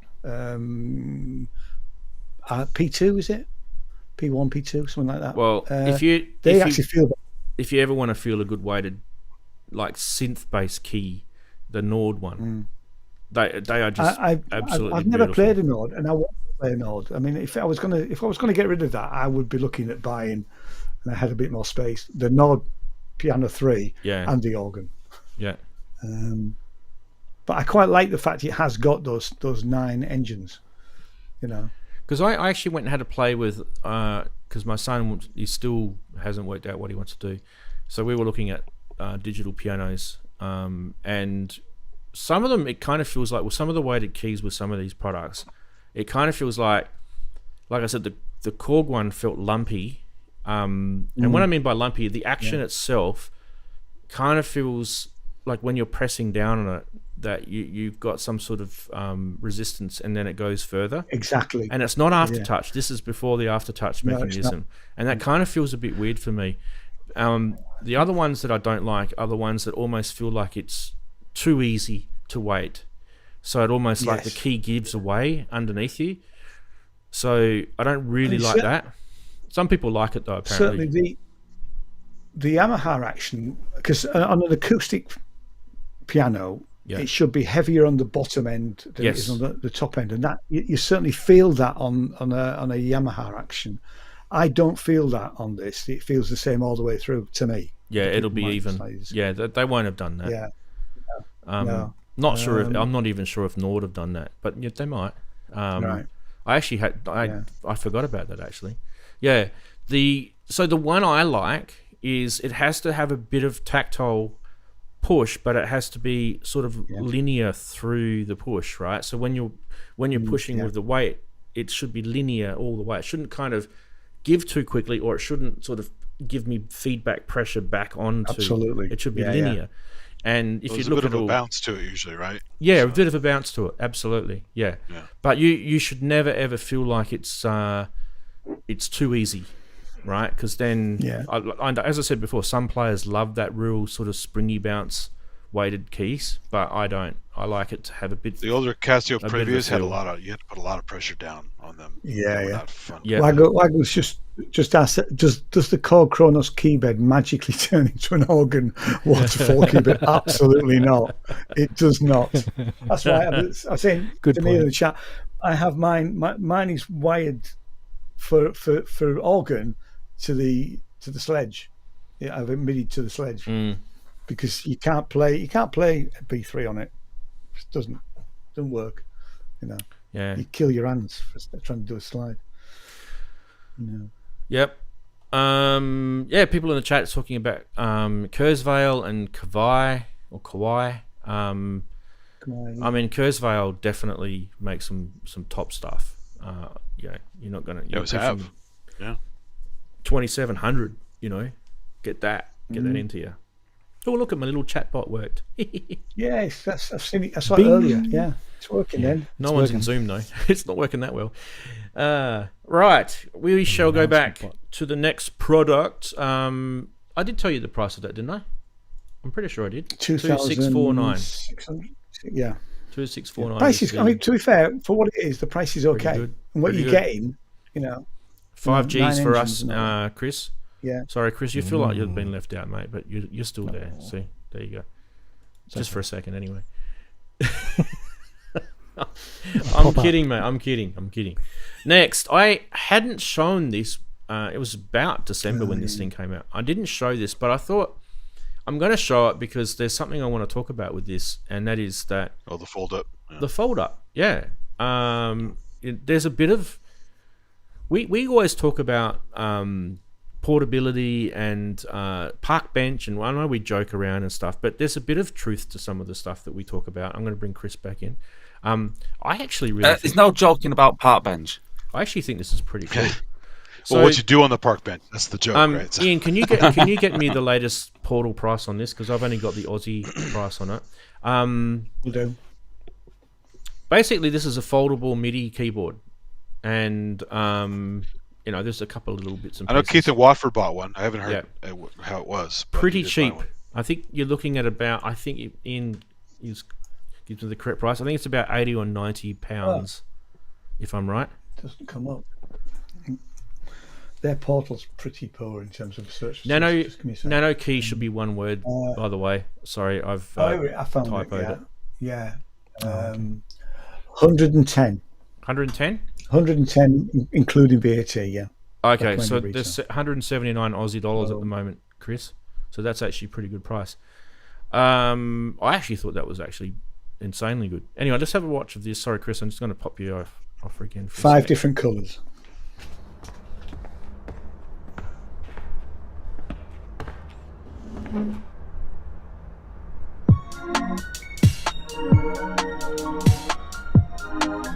It's tiny, right?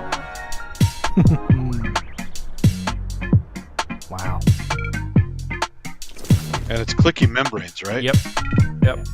So it's not semi-weighted or weighted keys. It's about as far away as you can get from that. But just think about what we're talking about here with, you know, park bench, modular stuff where you've got limited space, right?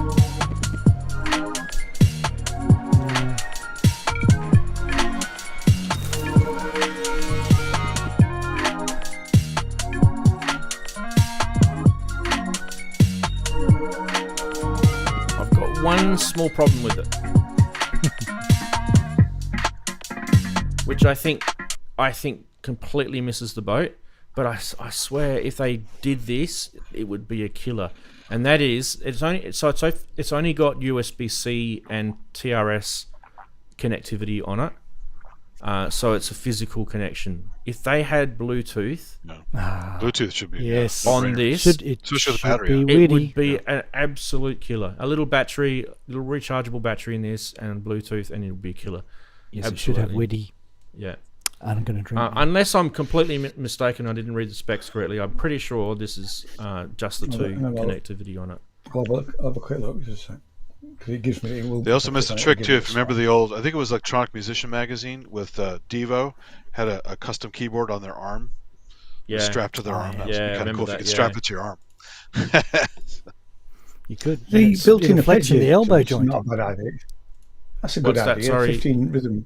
It's got a built-in arpeggiator with 15 rhythm patterns. Yeah, so those little buttons up the top, that's quite they cool. actually do a whole bunch of cool things. And then you've got your pitch and mod wheel, their little sort of pressure sliders above the sort of the first left-hand quadrant. Yeah, You can see them there. there's no Bluetooth, which is Yeah. you're right. So That bit would of a have been mischief. I mean, killer. I think I was quite dismissive of this when we talked about it before, and I'm just not gone on this sort of membrane type keyboard. No. I know it's small and all that, but I've got lots of stuff that's small. I don't need another one. Mm. You know, if you haven't got anything that's, you know, I've got a nano because the key nano there, keys which already has got have proper keys, you know. Yeah. a QWERTY-like key thing on those little NanoKey Yeah. things. I have a few of those. Yeah, They could have just used that and still made it small. Yeah. Yeah. I wasn't that much of a fan of them either, but you know, needs must, I suppose, aren't they? Really.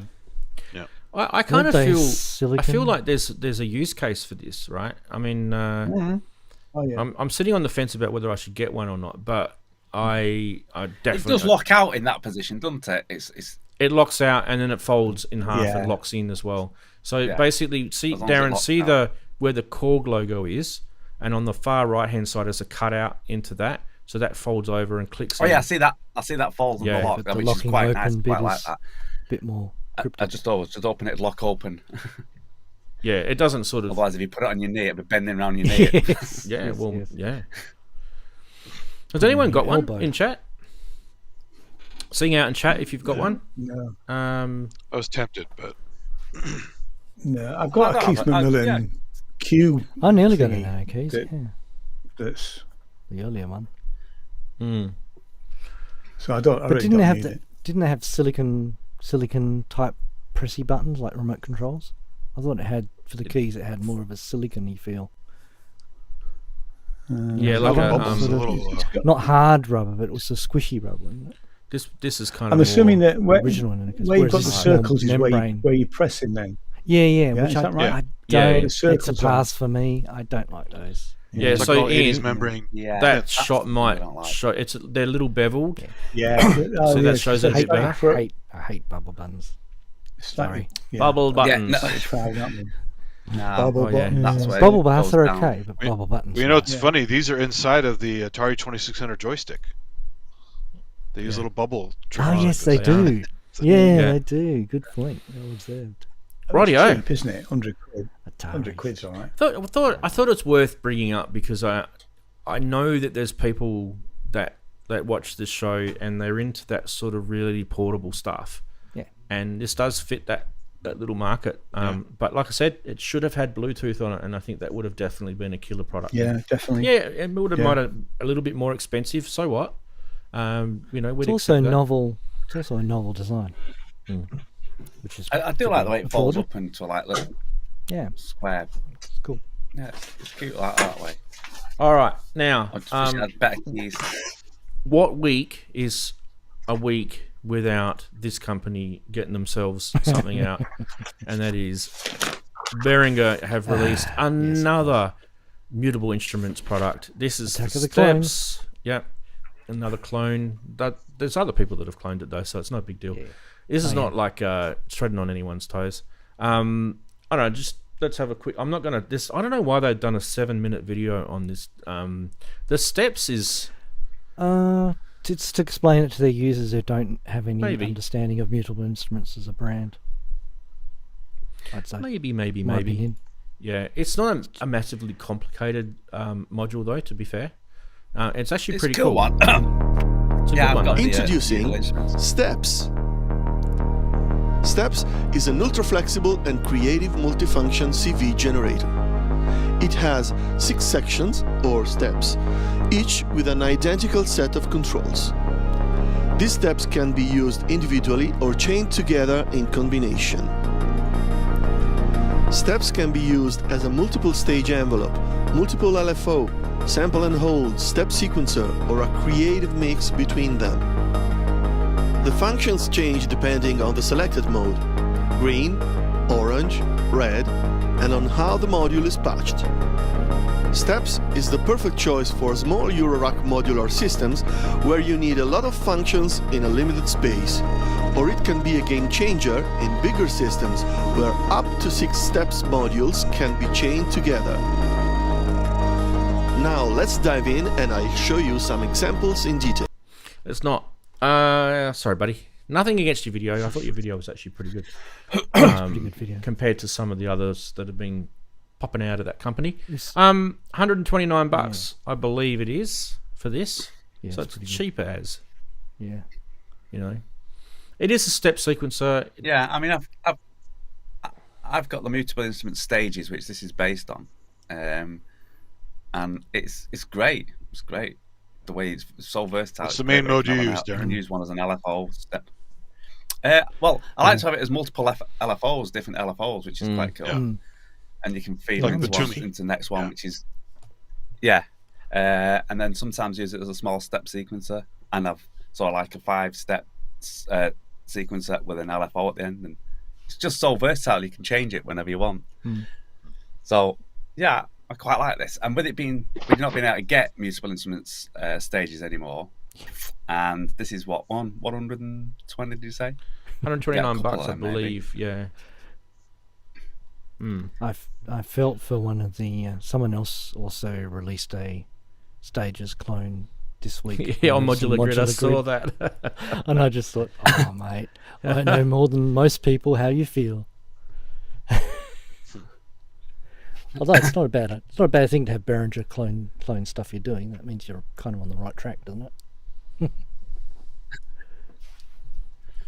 But it's Well, most of the versatile. I'll mutable give it stuff I that. have is versatile clones. thing. Anyway, Yeah, I'm so- interested in this.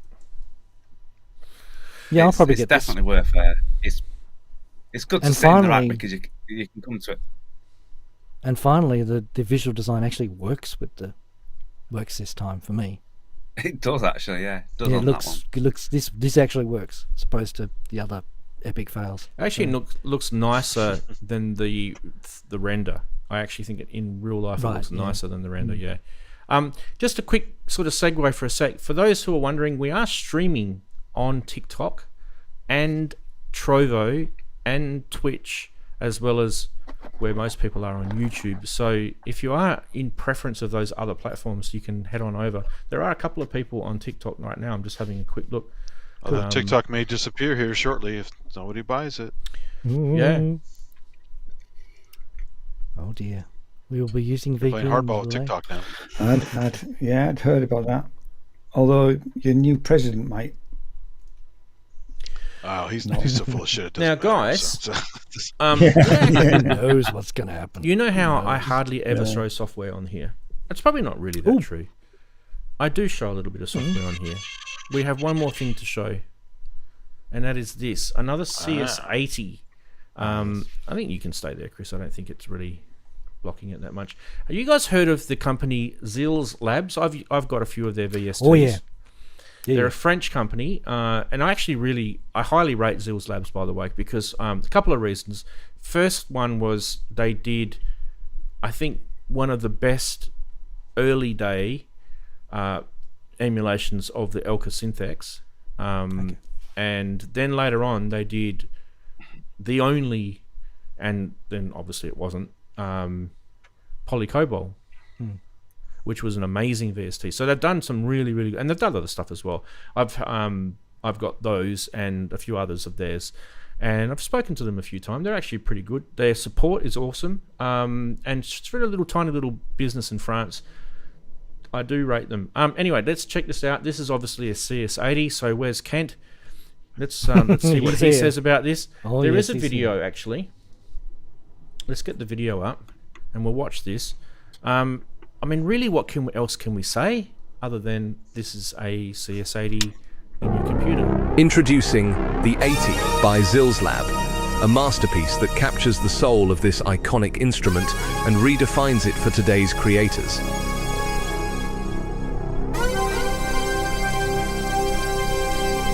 The 80 isn't just an emulation, it's a celebration, a perfect balance of analog authenticity and cutting-edge enhancements, faithful to the original, enhanced for the future.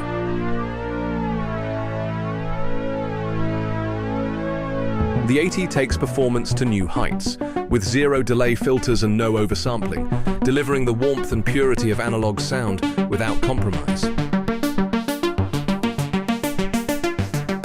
From Vangelis's sweeping cinematic scores to Stevie Wonder's soulful melodies, the CS80 defined an era.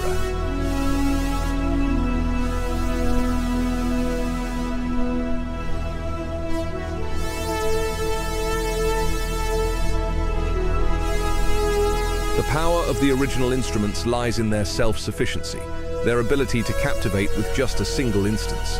They didn't need layers upon layers to impress. They brought warmth, depth, and life to every note. Each sound felt alive, organic, and magical. From lush pads to cutting leads, the 80 empowers you to explore every corner of your creativity.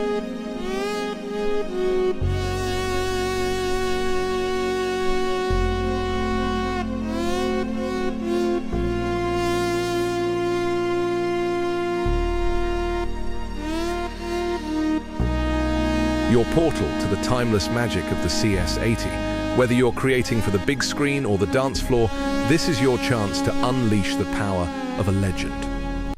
All right, there we go. We're going to pause it there because a couple of seconds you guys can watch the last part in your own time. You're not going to get a strike on that Vangelis, are you? That was an You absolute. didn't quite play it. That was an exactly absolute right. awesome video, I thought. I mean, they were using a bit of stock video stuff out of Xils. I don't know if you guys have ever checked out Xils. Yeah, I was going to say A that bit of looks stock familiar. stuff from there. But it made me laugh a little bit when I saw it the first time. But anyway, sound-wise, obviously they're hitting the Vangelis tones, and you know, everyone will be like, "Yay!" But really, at the end of the day, don't forget this is a VST. £67 on the intro price on this, which I think is a bit better than Korg. Are you watching? Yes. Yeah. So, what's Mr. Spong say about it? Yeah.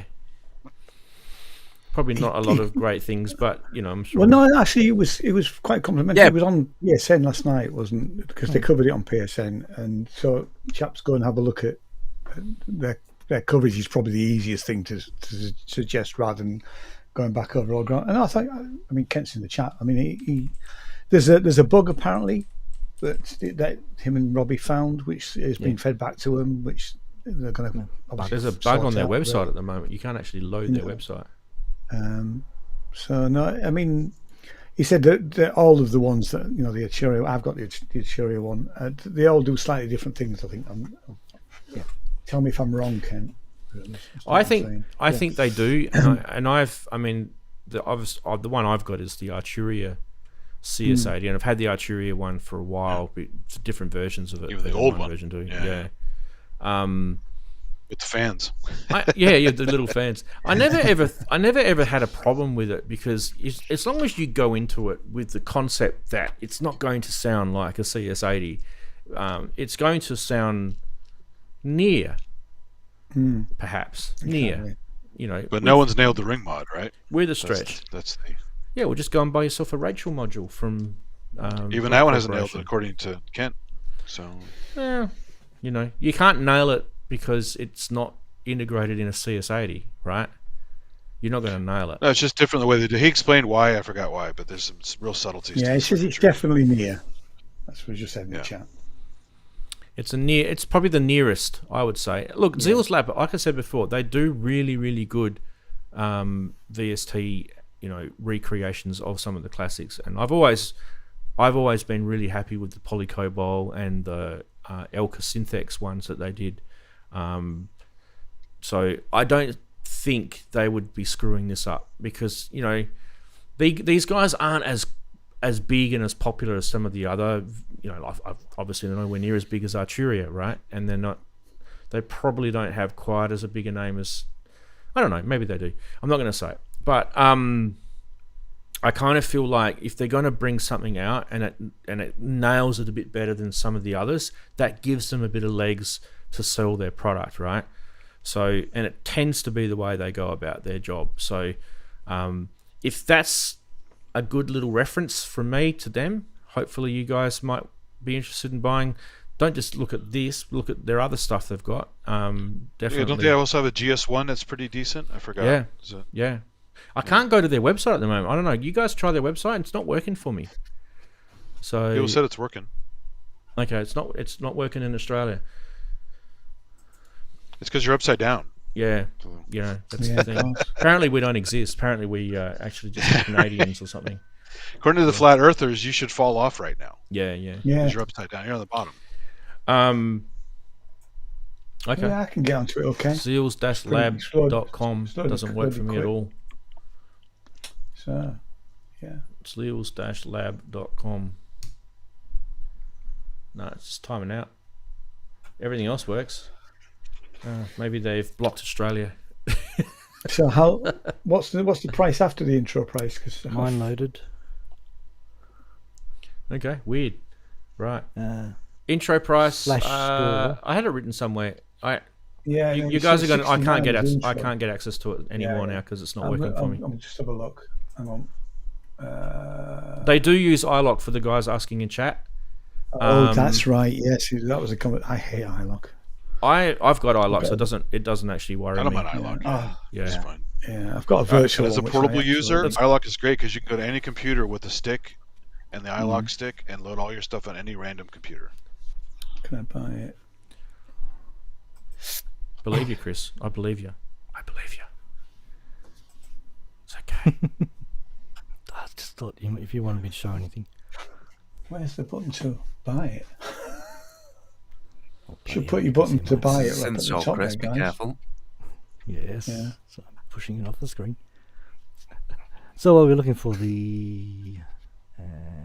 There we are. Where is it? Must be All at the right, top so of the yeah, list. I've got a found price. It's 179 euros normal price, 89 euros at the moment. Doesn't say for how long though. Yeah. Get their stuff when it's on sale. That's probably Gonna sucks buy for it. them, but they usually actually pretty decent discounts when they go on sale. Yeah, So good they Black Friday sales, generally yeah. they usually have sales around the November Black Friday, Cyber Monday. But when they intro stuff as well, they have sales. So this is a good time to get it if you are interested in that. I really wanted to. You know how usually when I show software, VSTs, I usually get a demo and I show you guys and we have a bit of a play. I really wanted to do that today, but I wasn't able to get the website to work. So obviously there's some weird thing going on with my DNS here, and I'll just have to work out what the hell that is. Have to do some poking around. Right, that's it. No more products. How many did we have? So many. A lot. Yeah, quite a few. Quite a few Korg. Next Saturday will Yeah. be, I'm thinking unless NAMM's going to be very boring this year, there'll be a hell of a lot more next Saturday Yeah, there'll as be a well. lot from heaps of stuff. You from might Roland, get I some would imagine. Roland, you might get some Yamaha, you might get some Maybe other some brands. guitars. Yeah. Did I hear There's so something much ridiculous about? I mean, Andy will find out for us, but something about guitars being kept in cases. Or was that did I hear that right? Does anybody know in the chat? Well, there are at least two manufacturers that make those penis guitars, so wait till you see those again. Yeah. Yeah. Anyway, there's a Yes, YouTuber that indeed. does that too, doesn't he? Uh, Something head. I don't get it. I just enough don't of get something it. completely different. Yeah. Oh, the penis head guy. Yeah. I don't get it. I just don't get it. It works for him. He has a lot of subscribers, so All right. Well, there are plenty of people with lots of subs that probably shouldn't have them. But what are you going to do? at the end of the day, Yeah. while it's nice to have subscribers, you want them for the real reasons, not for the stupid reasons. Yes. Right. Well, in terms of other stuff going on in the show, we do have another segment to get through. Shall we hit that? Why not? Absolutely.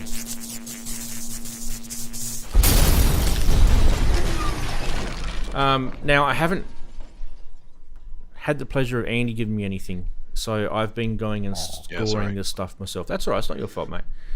busy. But I thought this one was really interesting. This is a bunch of Sony DPS stuff.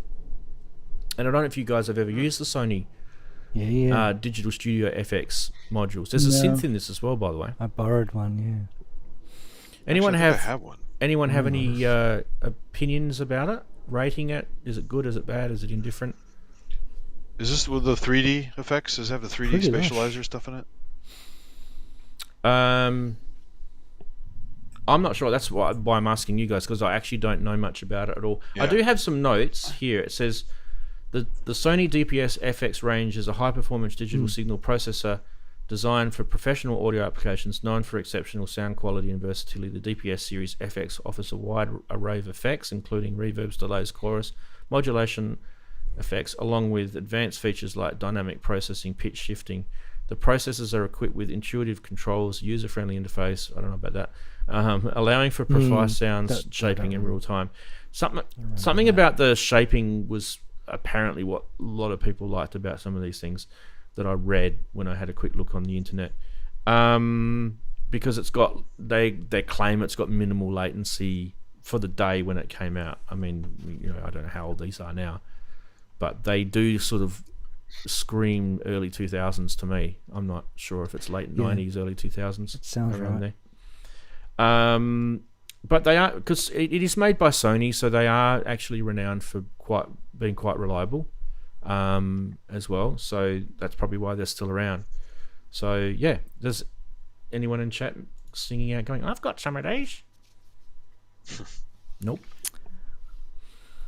They're quite deep, aren't they? Yeah, according to Wagoo. You don't normally think music effects and think of Sony, right? I mean, the only Sony thing I have handy is this crappy little drum machine. If it's about this big, if it's in the palm of your hand, and it's really bad drum machine. I They are remember on in eBay. I remember in the 2000s, I definitely borrowed a Sony multi-effects unit, and we used it in the studio for a short while. And I remember it being like high fidelity compared to any other effects I had. So like better than an Alesis MIDI verb, but probably not better than a DP4. So the top one, Chris, is called a reverberator. The second one is modulator, sonic modulator. The third one is the delay, and the fourth one is a dynamic filter plus. Yes, so I definitely didn't have these ones. I had the multi-effect version, which must have come out later. Someone who knows this stuff will be able to But let it was a us know Sony. And what age these things are. What has it got? A serial controller on this, has it? It's got a controller button. I'm They guessing are massive, 90s. aren't they? That's a really deep module.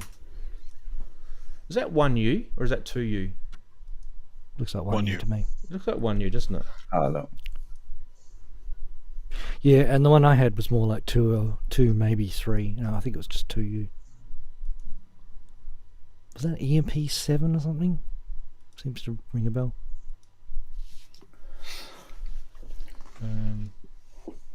Yeah. Don't know. Anyway, it's definitely not something that we usually see come across. So I thought, and effects are part of our world. So, worth looking at. 312 for the lot as well. 312 euros for the lot, Daren. Wow. That's a good price. That's worth the bond. Yeah. I can't speak German, where's the but shipping? It's so big, haben so ist you hier can't get das that bit. Komplett Quartett de Sony DPS. Where's Andy when you need him? Andy, jump into Zoom. This is your murdering So the German. Sony Uber alles. So it's 5 bigs. It's got 8 hours to go, is it? I think it's just 8 hours to go. So might go for a bit more than that, really. You might have to jump over Wagoo. These are rack. This is why I showed it, actually. All right, Can't see keep where going. Crack. By the way, if you are new and you're watching this and you're thinking, I like that's my rack stuff. that's not a scam. These aren't scam prices. This segment 50 isn't euros just a ship. scam prices. They're also good deals as well. So we're doing a price watch, and as well as sometimes It we should do be scams and deals. Scams and deals. It should be scams and deals, but left eyebrow raises if it's a scam, right eyebrow raises if it's a good price. And we've got the telling me streaming button fired and ready to go. Streaming. Yeah, absolutely. You need another one now for that's a good punt. Yeah. That's all right, isn't it? All right, let's do this one. There you go. You got the sound grab. Use that. Tom Yeah, yeah. Oberheim, That's good. SEM patch panel. This is a fairly new thing, right? Yes. But I thought to myself, what were these when they were new, and what's this going for now, sort of thing. This is on eBay. Yeah, this one they couldn't use the concentric the- pots.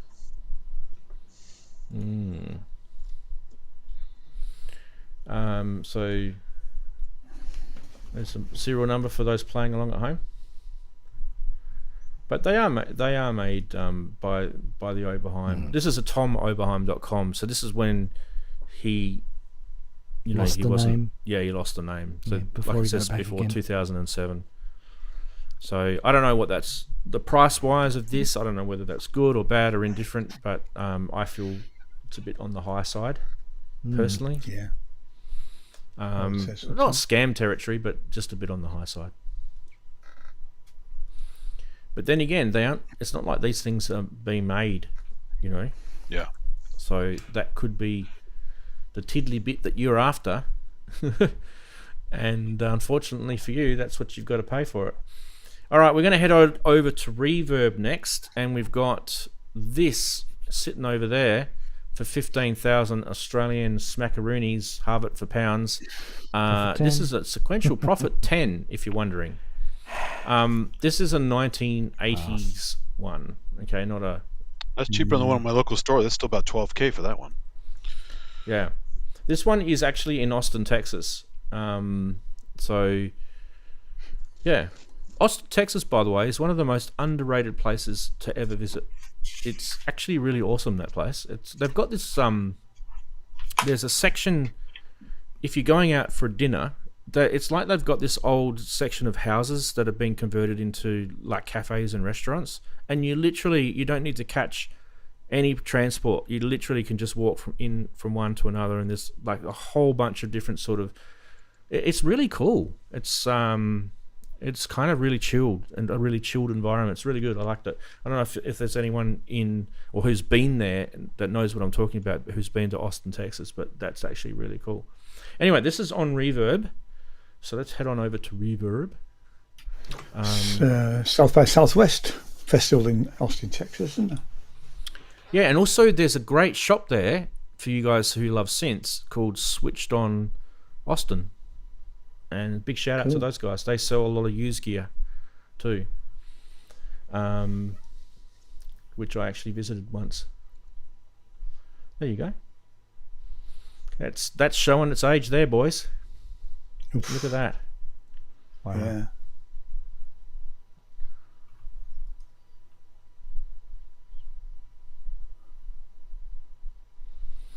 There's the sides.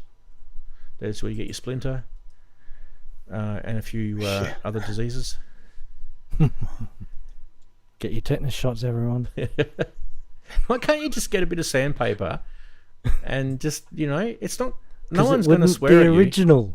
It has wouldn't character, have the real man. It has patina. No one is going to swear at you. Seriously. It wouldn't have all the sweat, blood, This and has got tears the and beer aftermarket in it. MIDI on it, people, if you haven't worked that out. By the way, whoever did this, next Yeah, time, that's terrible. can you not just measure not good. with a ruler That's how not far good. down the sockets go? Oh my God. Eyeball. It's all eyeballs. Jeez. That's definitely not one of Kent's jobs, is it? Oh, I was- Absolutely not. Kent This was may installed by Marty Feldman. sometimes look that that's how he's drilling, but he's actually much more precise. it's like he's got his thumb and and he's sticking his tongue out. I think you're just like, what was that, love? Oh shit! With the drill. Oh, hang on a minute. It's yeah. That's the tell old him say it's close ready. enough for government work. Yeah. Yeah, tell him his MIDI mod's finished.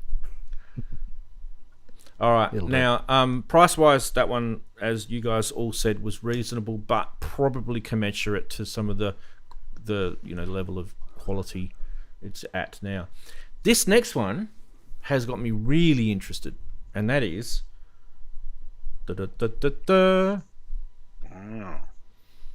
Excellent. ARP Quadra. Quadra. Now, this one's Oh, in yeah. Illinois, Andy. Bit of a Yeah. drive for you, buds. And also, you don't Yes. like the cold It's weather. even at the colder moment. there, too. Yeah. It seems. But 10,000 Aussie, or 11,000, better part of 11,000 Aussie, for an ARP Quadra is actually, whoops, that's not what I want. It was actually pretty reasonable. And it's on Reverb right now, I feel, Still, it's precarious how those keys just hang over like that, isn't it? It just really makes you feel uneasy.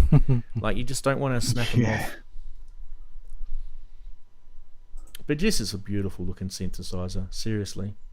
This is back in the day when you had to You literally really make... want one of these, don't you, Rand? I really do, because just think about this, right? It's like one of those fabulous, beautiful 1960s and 70s cars. Like, it's the same thing.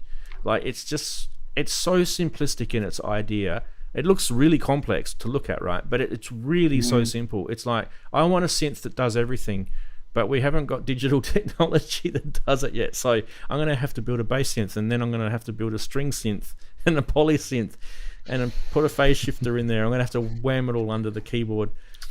It's amazing. Kent says it's basically a fault in a case, so I think reliability could be a bit of an issue.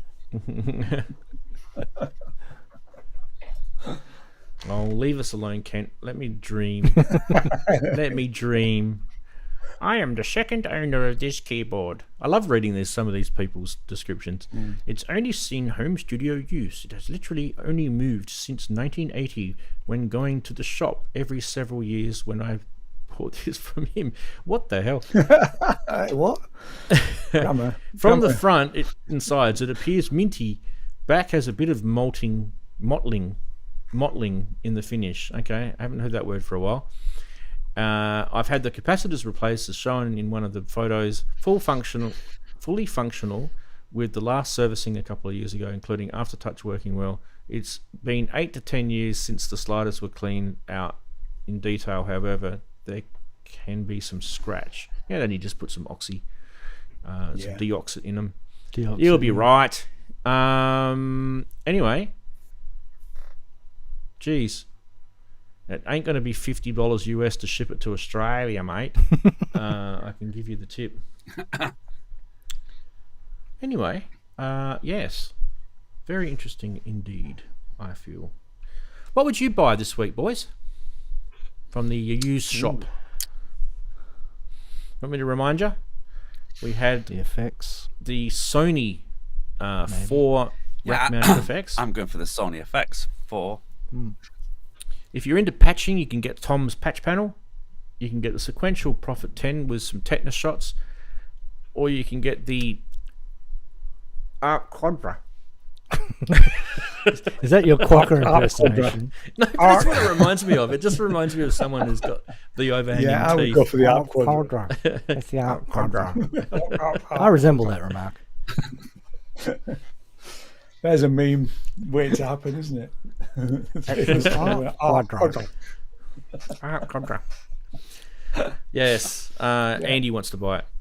Andy's getting his credit card out right now. I can just see it. Yeah. I'd get the SEM actually. I'd never had a real SEM. That'd be kind of nice.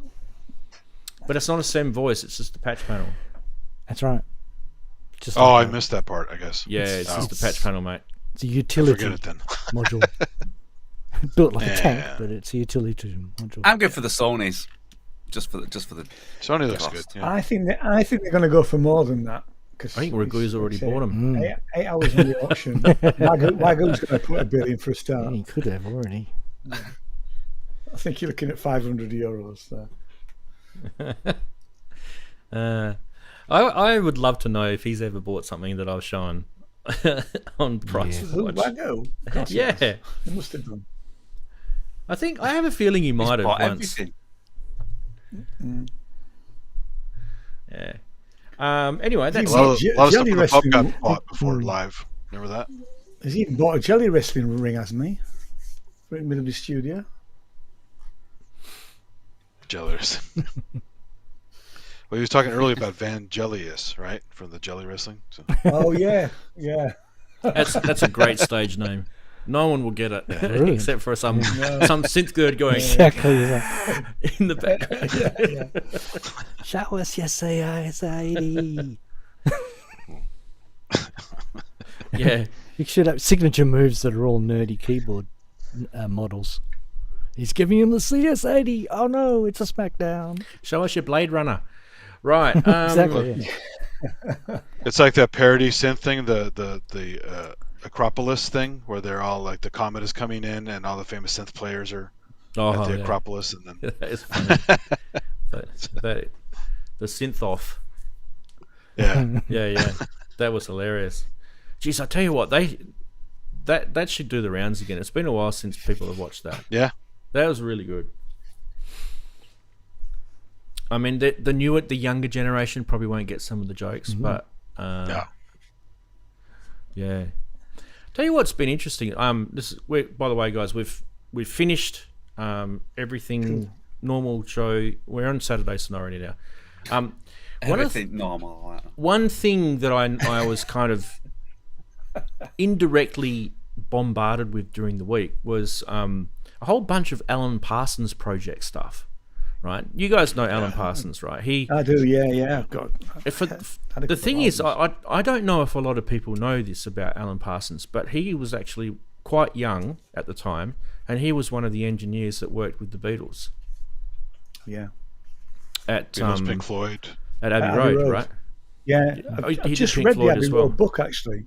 Yeah. David Heffwood's put out a book called about Abbey Road, and yeah, there's quite a bit about Alan Parsons in that when he was working with the Beatles, but also with Pink Floyd.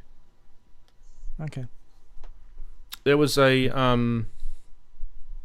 don't know, some movie that I watched from LA. I forget the guy. He's like this character that you guys would probably know the name, and I just can't think of his name. But he's a bit of a pothead, and he's Jewish, and he's got red hair. You guys would know. He's kind of quite well known in the movie scene.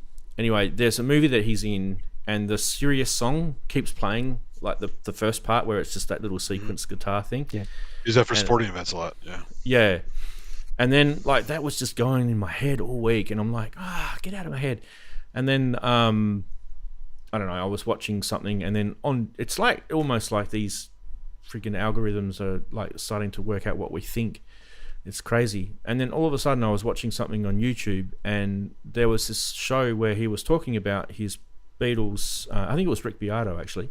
I think it was the Rick Beato one where he did the interview with him, and he was talking about his Beatles experience, and he's a really humble man. I don't know if you guys have ever seen interviews with him and that, but he's quite a humble man. I think he lives in Los Angeles, doesn't he? I don't know if you know that, Andy, or not, but I'm pretty sure he does. Pretty sure he lives in LA. But yeah, I don't know. Go check out Alan Parsons, the Alan Parsons Project. There's a couple of great songs that he's done over the years. Sirius is one. iRobot's really good.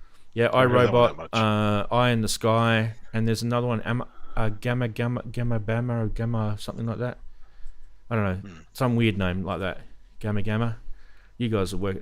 There's 4 I forgot that one. really, really good songs he's done, and there's a bunch of other stuff in his. I'm sure he's. Well, Sirius famously bleeds into Eye in the Sky. It's like the same track. Yeah. The start of Sirius though is the best part of it. Just it's kind of eerie, isn't it? It's got this kind of eerie, sort of spacey, sort of.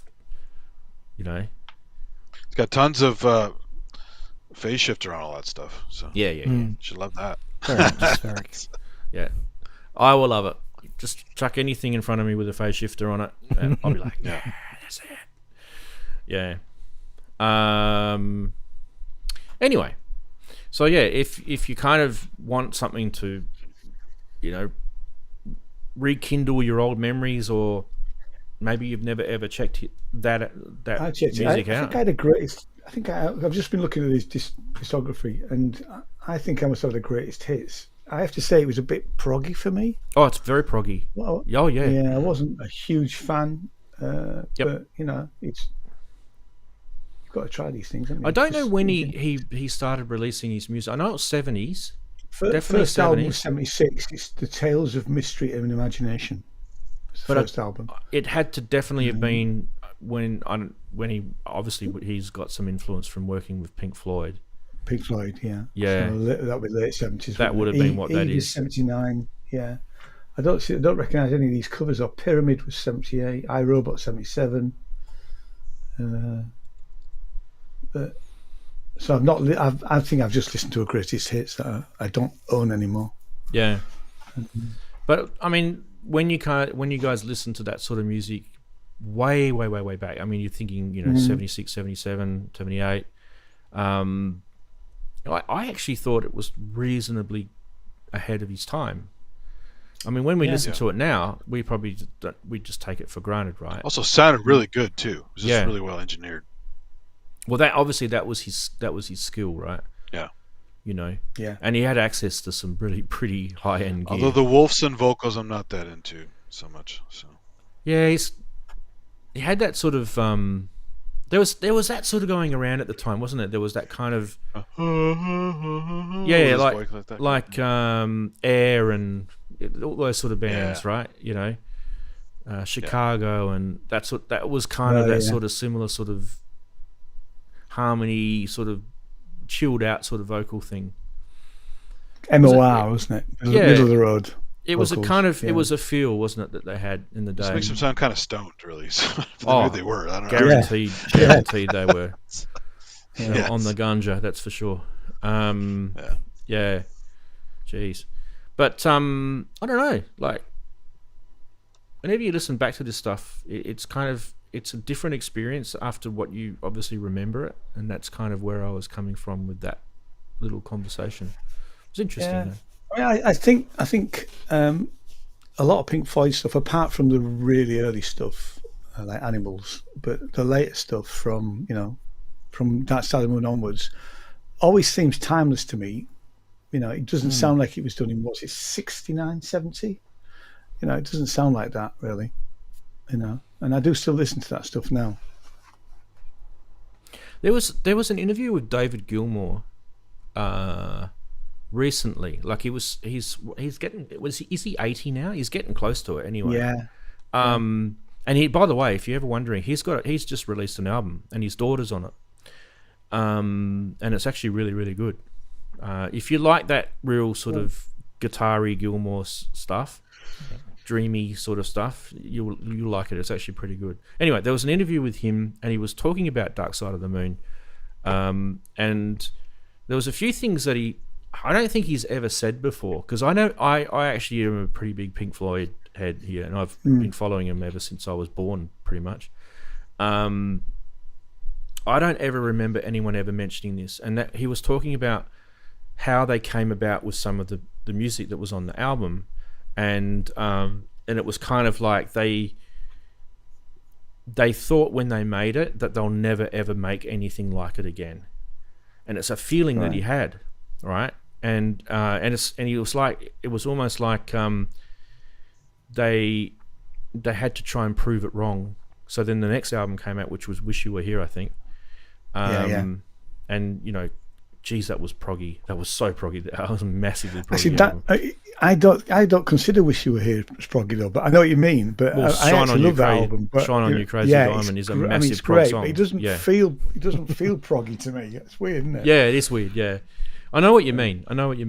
But like, just having that, just imagine that, right? That you've gone and made this stuff with a bunch of guys, right? You're a band and you've made it, and you've just had this thought in your head, and it's like, shit, guys, I don't think we can ever top this. You know, Def Leppard had that problem. Do you remember that? That's quite documented. They actually recorded a whole album and scrapped it. That's how bad that problem was for them.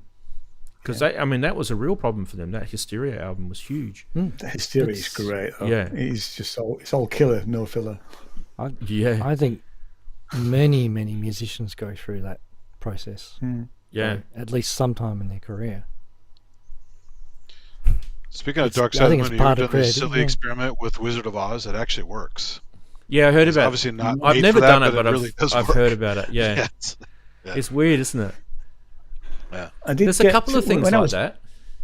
When I was doing my masters, we were in an ambisonics theatre, and one of the guys modified the quadraphonic version of Dark Side of the Moon, and we one afternoon we all sat in this ambisonics 32 channels cinema.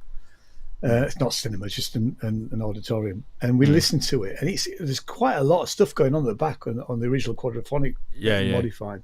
It was really, really fascinating and brilliant, really. You know? Oh, especially with the laughing. It was made for ambisonics. You know, exactly. The laughing was going around. The laughing was going around the room. I've heard it. Yeah.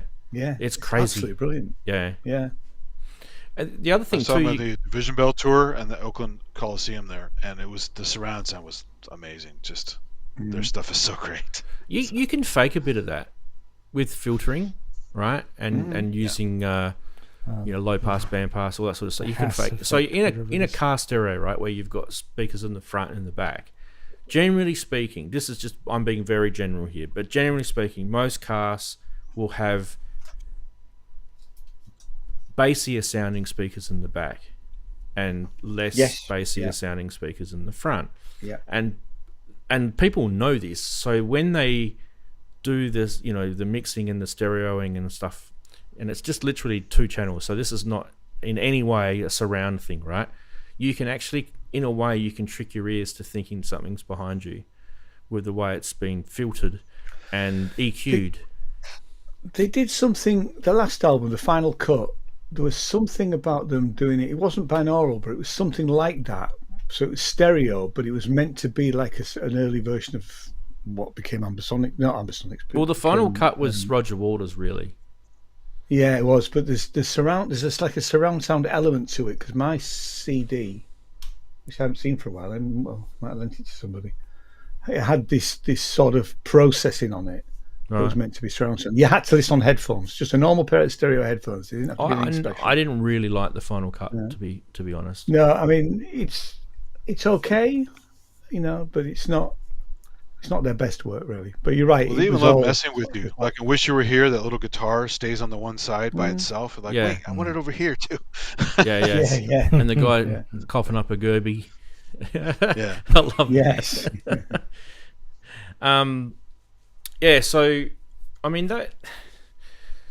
the thing that obviously we resonate with Pink Floyd is that they just didn't just do guitars and sing and stuff. They were really heavily into synthesizers, and they had the MiniKorg, they had the VCS. Well done, Daren.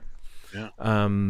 You want to send some my way? A lot of ambient stuff. I asked him what he was thinking. Known as ambient. What was I saying? So VCS3, the MiniKorg was big, and the keyboardist, what was his name again? Richard Wright. Richard Wright. Yeah, Richard Wright, and he's passed now, poor guy. Mm-hmm. Yeah, so obviously he was big on, you know, the keyboards and stuff, which pretty much I feel like if you took the synths out of Pink Floyd, you wouldn't have Pink Floyd. Yeah, you wouldn't.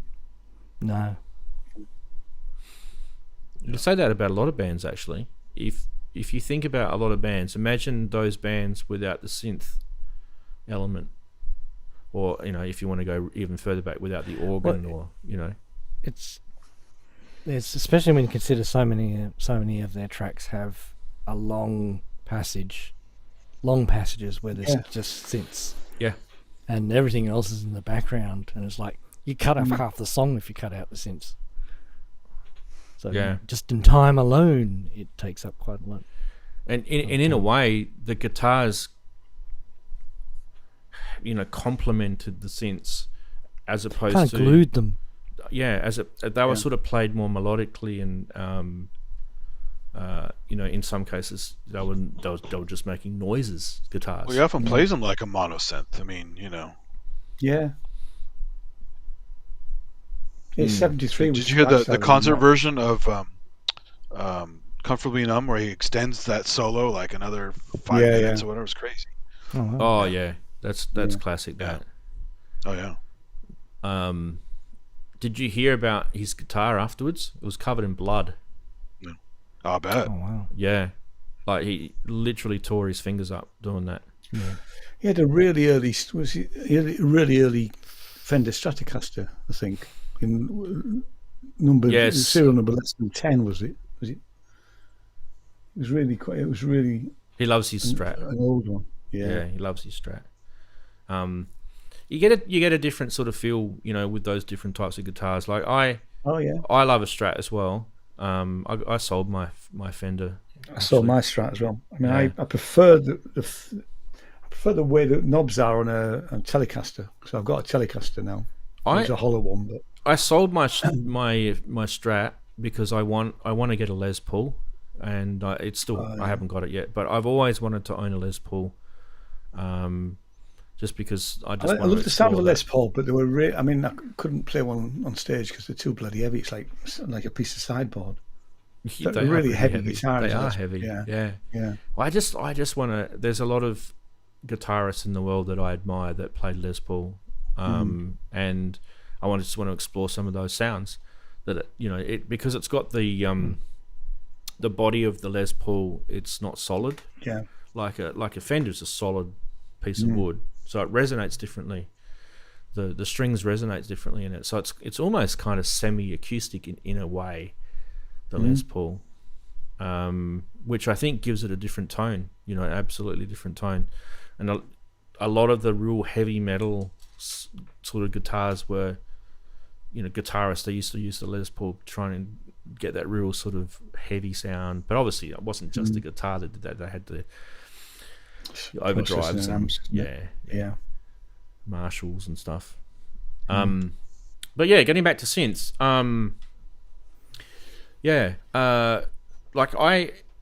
as you guys know, I'm a massive fan of the VCS3, and there's no way in the world I could ever afford to own one. The new ones that they're making at EMS are just way out of my price range. iPad version is so good. iPad's okay, man. I don't mind it. I've got that. Yeah, it's all right. And it does more too. You can scrub through waveforms and you can do all kinds of stuff. I find it a little annoying, though. Having played a rail one a couple of times, well, I spent the whole afternoon with one, which was great fun. The iPad, it's not the same thing. But there again, it's, of course not. But I mean, it's a fraction of the cost and it's portable. It's about the tactileness. Is that even a word of the VCS3, I think.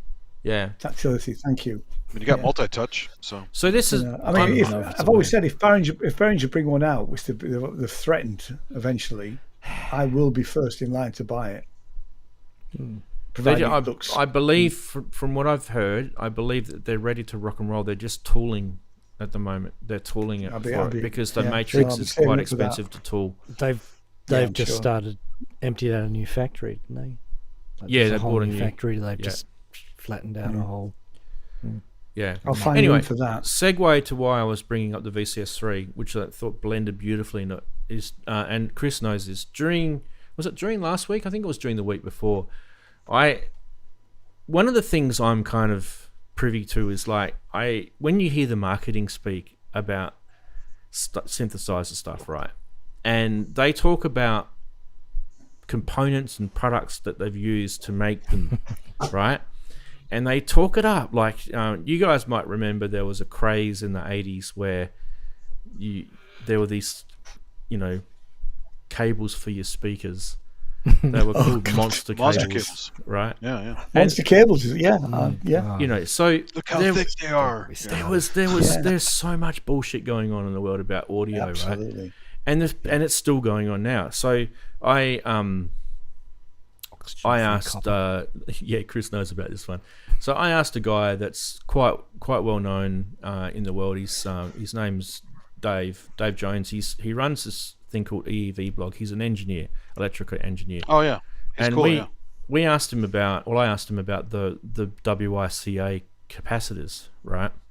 Now you guys have probably heard of this brand. Yeah, it's a particular brand, and polycaps, they're polycaps, but a lot of audiophiles will swear black and blue if you've got weaker caps in your gear, they're gonna sound better.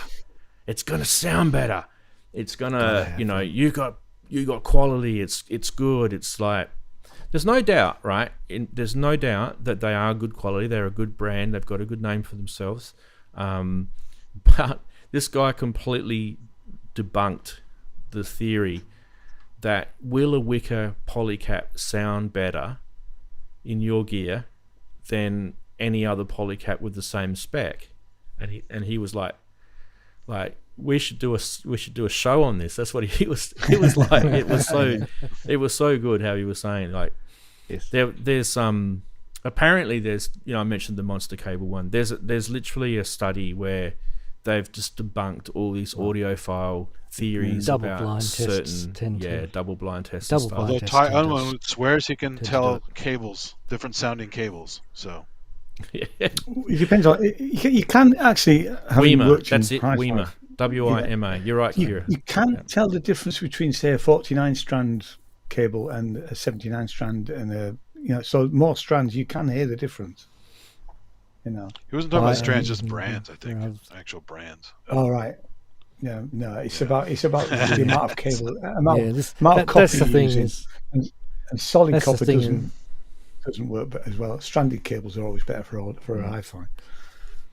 But that's what but I was trying I mean, to say. Was, there's an awful lot of crap about this sort of stuff. And I through the 80s when I had the hi-fi shop, I used to have to keep my mouth shut when people walk in and say, "Oh, I can tell the difference." I'm thinking, well, I can't. So if you want to buy what you want to buy, sir, I used to agree with them. well, whichever one you prefer, sir. Yeah. So it was always I would this always one say, excellent, so which excellent one choice. I would have made the same. Yeah. Which one do you think is the better? I used to That's sell one the buy, monster sir. cables for that exact reason. I did too. Yeah. Oh, you Yeah. probably. Somewhere You know I've what? You still can't got- afford I've speakers. got, You can afford the cables though. Yeah, I've got an RCA cable which was 300 quid from Monster. They gave me it at the time. Still got it somewhere. Anyway, It's just a cable. the point It's not the worth point that. we're all making, I guess, is that we read a lot of this marketing stuff when in our, and we're looking at the synths. Oh, we're remaking the blah blah blah, and it's got Weimer caps in it.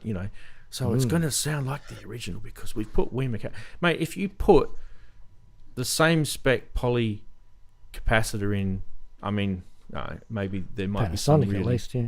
maybe some crap brand might not, I don't know, it might fail on you or something, but generally speaking, if you put pretty much any, like a Panasonic or any other brand, it's going to sound the same. It's not going to make any difference to the way it sounds. And so all I'm kind of saying is that I always knew this, right, but I just wanted to see whether like an electronic engineer was buying into this crap as well, because I know like Dave, he's into brands as well. He does talk about brands being better than others and things like that. But what he doesn't ever do is he doesn't ever sort of spin the crap that just because you're using a brand, it's going to sound better. Yes. Or warmer. That's another word. Yes. Sound warmer. Now you more analog. YouTube, Yeah. every synth should have a new tube because they're warmer. I think it is very You're on natural fire for today, him. Ian. Hey, I'm sorry. No, you're good, man. Yeah. Keep going. Loving it. Well, I mean, I have the tubes in the Electribe EMX, right? Before the new tubes, the other tubes that they had for a while. Yeah. I forgot Yeah. to call them. Sounds good. And it doesn't sound great. The Oh, distortion Kenty doesn't Poos sound is in great now. on He's there. going to tell me about the Weimer caps, and he's going to tell me I'm wrong. The whole world's the wrong. CDs, yeah. Yeah. So they should have The put the coloured Weimer CD, caps in Well, in the he Korg had, turntable, shouldn't Dave they? had some good They should have done, some shouldn't good they? kind of disclaimers for what he said. He said, unless the specs are different, how can you expect them to sound different in your audio path? That was kind of the main We thing. all he suffer was from cognitive bias. calling so. BS on. Using good quality parts is never a stupid thing to do, but using it as the primary reason for generalizing comment like it's going to sound better because we're using the original caps. Yeah, it depends. Also, at the end of the day, everyone's hearing's different. So, I mean, some hear better things Yeah. than others. And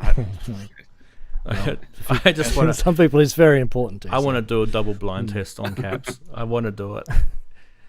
I can tell you what. I want they Kent all to be explode there. the same. as Kent will confirm, they all do explode the same.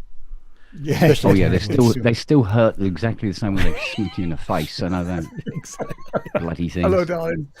How are you, buddy? Hello. G'day, mate. Hello. Is good. Is good. I'm not in the go. workshop today. I love it. Lovely. It's great. I'm enjoying this. Well, I think it'll cost more to actually run the AC than I could earn. So I'll leave It's a it. dilemma. I'll tell you who's running the AC for the next friggin' 7 days, and that's me and Chris. We are about to hit a massive heat he's wave. got a here. tub of chocolates, haven't you, Kent? Pardon? You've got a What? tub of chocolates to the side of you, have you? Or am I He just does. seeing things? Now this is a test, right? This is a test. I'm leaving them there and the door open, and I've told Lily It's a she's Lily not allowed test. to touch them. Right? They'll be gone in 60 No, seconds. for a week they have sat there and she hasn't gone near them. Wow. But she does go into the bedroom, and we've got one of those magnetic cupboard doors, and she knows that if she hits it with her paw twice, it opens. And then she roots around. She just takes things and takes them out and leaves them on the lawn. So there's all sorts of stuff there. Oh God! I had to pick up. Just being a dog. What was it? There was spoons. She'd managed to get spoons out of the cutlery drawer and took them out into the garden. She's such a weird dog. Why do I always get the weird dogs? What do they do? What do they do? I don't get it. It's to keep you entertained, mate. That's what it is. We Yeah. took Bonnie for a walk. We've been slowly easing her back into normality after the big event, and it's typical dog, right? If anyone who's got a dog will know this down to a T. They think they're bulletproof and 10 foot tall. That's what all dogs think they are. Yeah. So Bonnie's literally ripping me down the road with the lead, right? She's a tiny little, she's tiny, right? And she's pulling me, a massive 100-kilo bloke, down the road, and she's supposed to take it easy because we're not supposed to overstress her at the moment. Anyway, we get about maybe about 5 minutes into the walk, and I have to pick her up. She's worn herself out. Exactly. Calm down. So funny. Typical dogs. Nah. That's what dogs do. The smaller the dog, the bigger the cojones on them. To be honest. Yeah. Yeah. I mean, Noah, he's tiny, but he's like, until the bigger dog comes towards him, he's like, I'm not so sure now. And the Backs off reality big time. check. Exactly. Yeah. Yeah. Listen. It's funny, all this talk of everyone being hot or cold reminds me of the Twilight Zone episode where there's the dream about burning to death, but it's really the freezing to death or whatever. So. Oh yeah, I remember that now. I'd forgotten about that. one. Wow, It's a great one. Yeah. That's a great one. Because there was a scientific. This is actually, a lot of the stuff that's in these movies are actually from true scientific experiments. There's a scientific experiment done on people where you can't actually tell the difference between hot and cold. Yeah, not at the extremes. Yeah, at the extremes, you can't tell. So you could be burning or you could be freezing, but you wouldn't know. Well, someone actually made a mock-up of the Bene Gesserit box. I forgot what the circuit is. And you're not sure if you're burning or freezing when you put your hand in there. He made a weird circuit that you can test that feeling in your hand. Yeah. It's kind of funny. Yeah.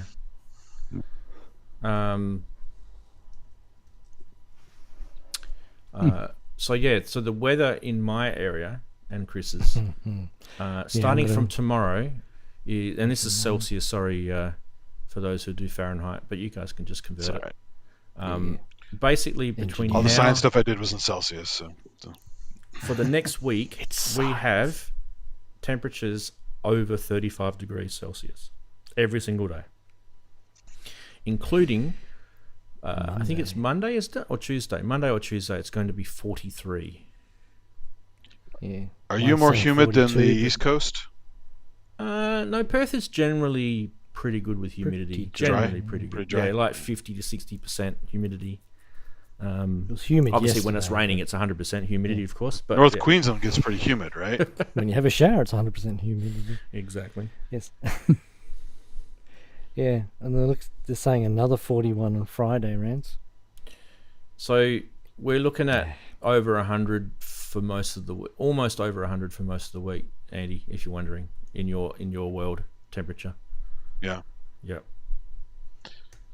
Well, you should try Death Valley where it's 120 degrees. Oh, we've had my city, Perth's had a 50 before, hasn't it? It's like 49 and a 50 before, I'm pretty sure, in the history. But it's very rare.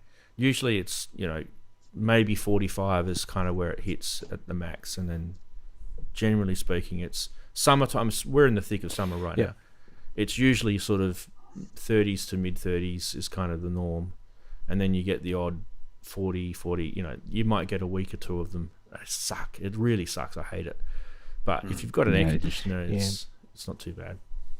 Yeah, the weather in Australia can be quite intense, but you've got more V8s out there, so we do. It balances out. And they go blah, blah, blah, blah, blah, blah, like that. Oh, don't they just? Oh my God! Our next door neighbour is actually their son owns one of those luxury car places. So every Tuesday they come around for dinner. And every Tuesday night around about 6 p.m, okay, what's it going to be today? Well, I think that's the Lambo. No, maybe Oh. it's the. No, I think it might be a V8, so it might be the Dodge. No, I don't know what it is. So you're trying to guess what car it is based upon the rumble that comes in. Yep. But, I had a couple cars in high school with V8s, the 350 V8s. some of them They're are fun. Yeah. One day I'm gonna have a Bugatti, Lambo, you know, it's and I'm gonna buy a synth, Bugatti. and I'm gonna put it in the back seat of the Lambo, or the front seat of the Lambo. Just because I've said that joke for the last 6 years on my show, and I just want to do it just because I think it should become a meme. Especially a teenage engineering synth. I mean, that's, you know, Yeah. that justifies the trip home in a Lambo, doesn't it? Because, you know, Well, if you get one, then you have to do a video like the guy does where he drives around and plays his like 303 on the dashboard, you know, while he's driving around. So put your teenage engineering up there and play Yeah, it while yeah. you drive. Teenage engineering on the front seat of a Lambo. What's Yeah. that say to you? Yeah. It No says grip on the everything. value of money. It says everything, doesn't it? Yeah. Well, unless you have an OPZ, they're only $400. So And if you can't tell that the river of sarcasm coming out of my mouth right now, you guys don't know me. you got to have a wall of pocket operators in your Lambo. Exactly. On a table. There's On a teenage engineering reality table. check, guys. There's this much chance of me ever owning a Lambo, not because I couldn't. It's just because I wouldn't. Yeah, Do you see them much in Australia? Are they Oh around? yeah, there's one literally 3 doors down from my house. Oh, really? One- Oh, okay. Yeah. There's a few. Yeah. There's a guy that there's a couple of Ferraris here, a couple of Lamborghinis here. Yeah. But what really makes me like perplexed is there's this guy. He's got a yellow SUV Lamborghini, and I'm like, Those are what is terrible. that? Yeah. What are you Remember doing? Kent, I showed the Lamborghini SUV on that stream when I Couldn't was make up his mind.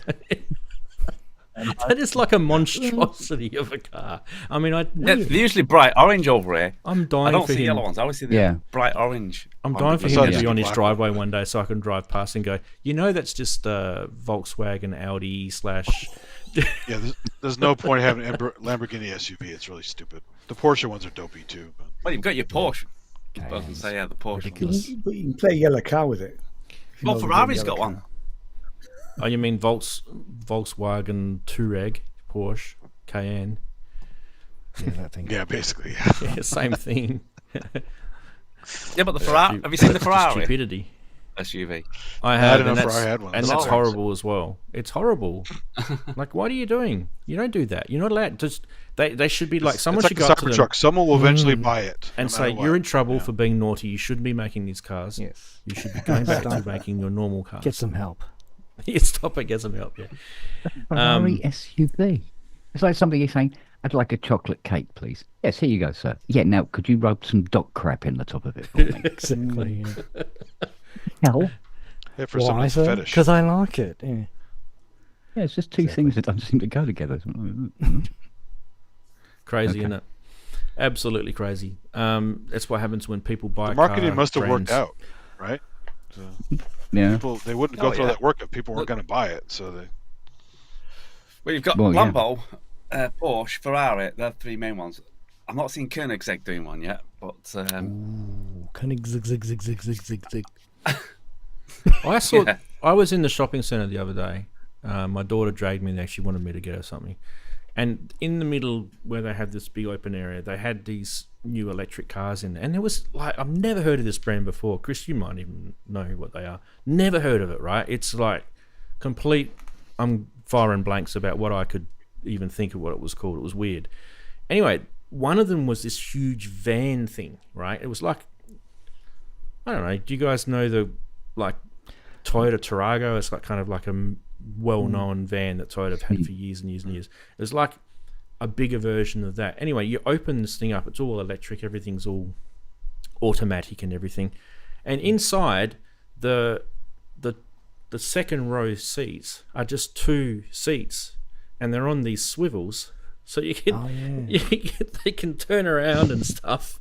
Look And in they can different directions. recline all the way back, and they've got a massager built into them, so you can. It's this massive, like a 40-inch like- screen that pops down from the roof of the car.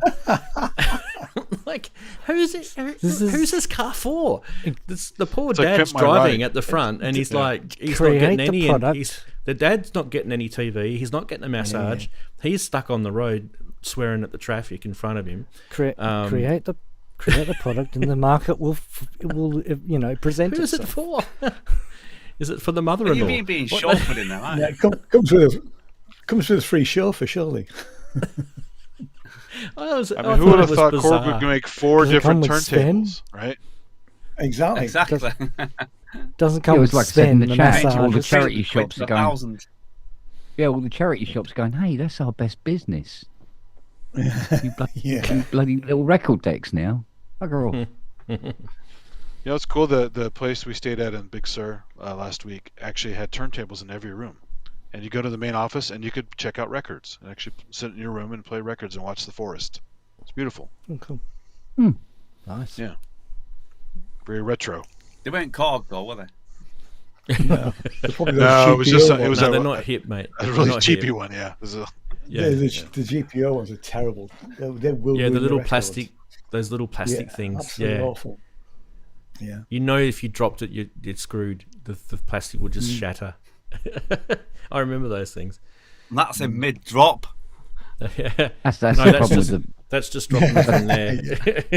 I take it these yeah. Korg ones have got plastic cases and all that instead of Some wood. of them were and- like some of them were metal, weren't they? Yeah, they're die cast. Die cast, yeah. Some of them. Was it Oh, the really? case? Was it Okay. just- I thought it was The metal. cheaper one's probably The, plastic. I the don't know. play think the one, cheap was ones the are bottom plastic one and that. looked plastic. Yeah. Higher So one. how much Did was did you ever see cheaper the ones? record player they put in cars a long time ago? They actually had a record player in cars. Yeah. You want to know how much they were? Remember them? The Yeah. bottom one, Hilarious. which was the play. 350 the cheap. And Yeah, I it think it was- was 1,100 for the expensive. Yeah, you I got say it there, expensive, Darren. it still looked the same. You're on the money there, mate. So 359, probably less than that, because I think Ian was saying that Yeah. he's got access to the portal Yeah. there. 359 One for time. the cheap one, and 1099 for the most expensive one. Because basically, I mean, It's the same thing, just with a different a stylus on it. record player made out of plastic. Yeah. One time a day it would be called Fisher Price, It wasn't even that big. isn't it? No, So it's if No, you not. were to- My first record if you player. were put a 12-inch on there, will it fit? That's what I'm I know you can thinking. play them, but Yes. it looks- Yeah, it will. I mean, no, it will it just looks quite fit. It close. will fit. Yeah. Will fit. That's what she said. And it hasn't even got automatic arm or anything. It's like Yeah, it has. No. But you see, the thing it is, has. if you put a 7-inch If on, it- you'll if be the able auto to return shut the could case be- and carry that. But if you put the 12-inch, you can't shut the case. It's a bit. Yeah, it'll but be, you put, actually- Darren, you it'll put the look like stylus the, on yourself, don't you? it'll look like the ARP Quadra keys if you put the 12 Well, inch on. currently they are not. They are not on the Korg portal. So, but They're not. Music, Wow. music Matters have put them on their website.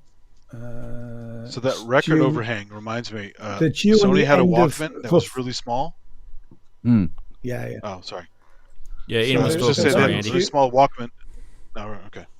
Go, Andy. No, go, Andy. I'll say what I'm going to say in a minute. You No, go ahead. This is a silly thing, but I'll do it after you're done. Right. I was just going to say the HandyTraxx are going to be due on the 31st of March, apparently. So 1st of April. Yeah, right. 1st of April. Yeah. So, sorry, Andy. Go ahead, mate. Go ahead. No. So I was just saying because I've actually seen this thing. My mom actually thought it'd be clever to have a portable Discman that was really small. So the disc would actually hang out when it's on the desk playing, spinning around. Yeah, yeah. And so you obviously couldn't package it that way. You always had to take the disc out, put it back in its case, and then put the small Discman back. You know. Yeah, I remember Together. that. Yeah. But the record player's like that too, with the thing hanging out. It's very funny. So. Well, there's what's that thing called? It's quite just a long thing like that, and so the vinyl disc. Soundburger. But Soundburger, that was Soundburger. I mean, they are terrible. They are, and from a quality Well, it was like point of those- view, They're very Remember they the collectible. really Sharp? are a piece of plastic crap. You know. Do you remember the Sharp vertical record player? Yes, yeah. Actually, there was Yes, I remember the them? build quality on them was pretty good, really. Yeah, I but remember as having people them in go, the shop. they warp your records. Yeah, they In did. the Yeah. mid Was '80s, it- I saw a boombox Especially here. that played records. It was a tall Yeah. boombox you could actually put on your What- shoulder and play Yeah. records. Was it the Bang & Olufsen ones that used to be vertical? Or at least on an angle. Oh, I believe Yeah, there. I seem to believe there remember. was one. Yeah, Yeah. and you'd mount definitely it on was. your wall, and you would go in and Oh, that sounds everyone... familiar. Yeah, so that it's like a You'd- painting. Yeah, Yeah. I remember seeing something like that in the 80s. We used to sell... I told you guys before that when I was a kid, I used to work in a hi-fi store, and we used to sell these speakers, which were called ribbon speakers. Do you guys remember them? Yes. Quad So- electrostatics ribbon Rings a bell. speakers. Yeah, so basically Yeah. your speaker itself would be the entire length vertically of The tall a- speakers, right? of the cabinet itself, and the whole thing would just vibrate in the cabinet and make sounds, and they were kind of like this rage at one stage where they were flying out the door until they quickly worked out that these things did not last very long at Yeah, all. exactly. The Because fatigue was a real problem. Yeah, the ribbon ribbon, literally yeah. stretched. Yeah. Oh wow. And That's eventually sweet, you'd lose quality in the sound, and so these things were coming back for repair. It was quite funny, and they just dropped out of the market. I don't know if you guys remember, but it was probably about, I don't know, 5-year period where it was a fad, and then they just disappeared. Yeah.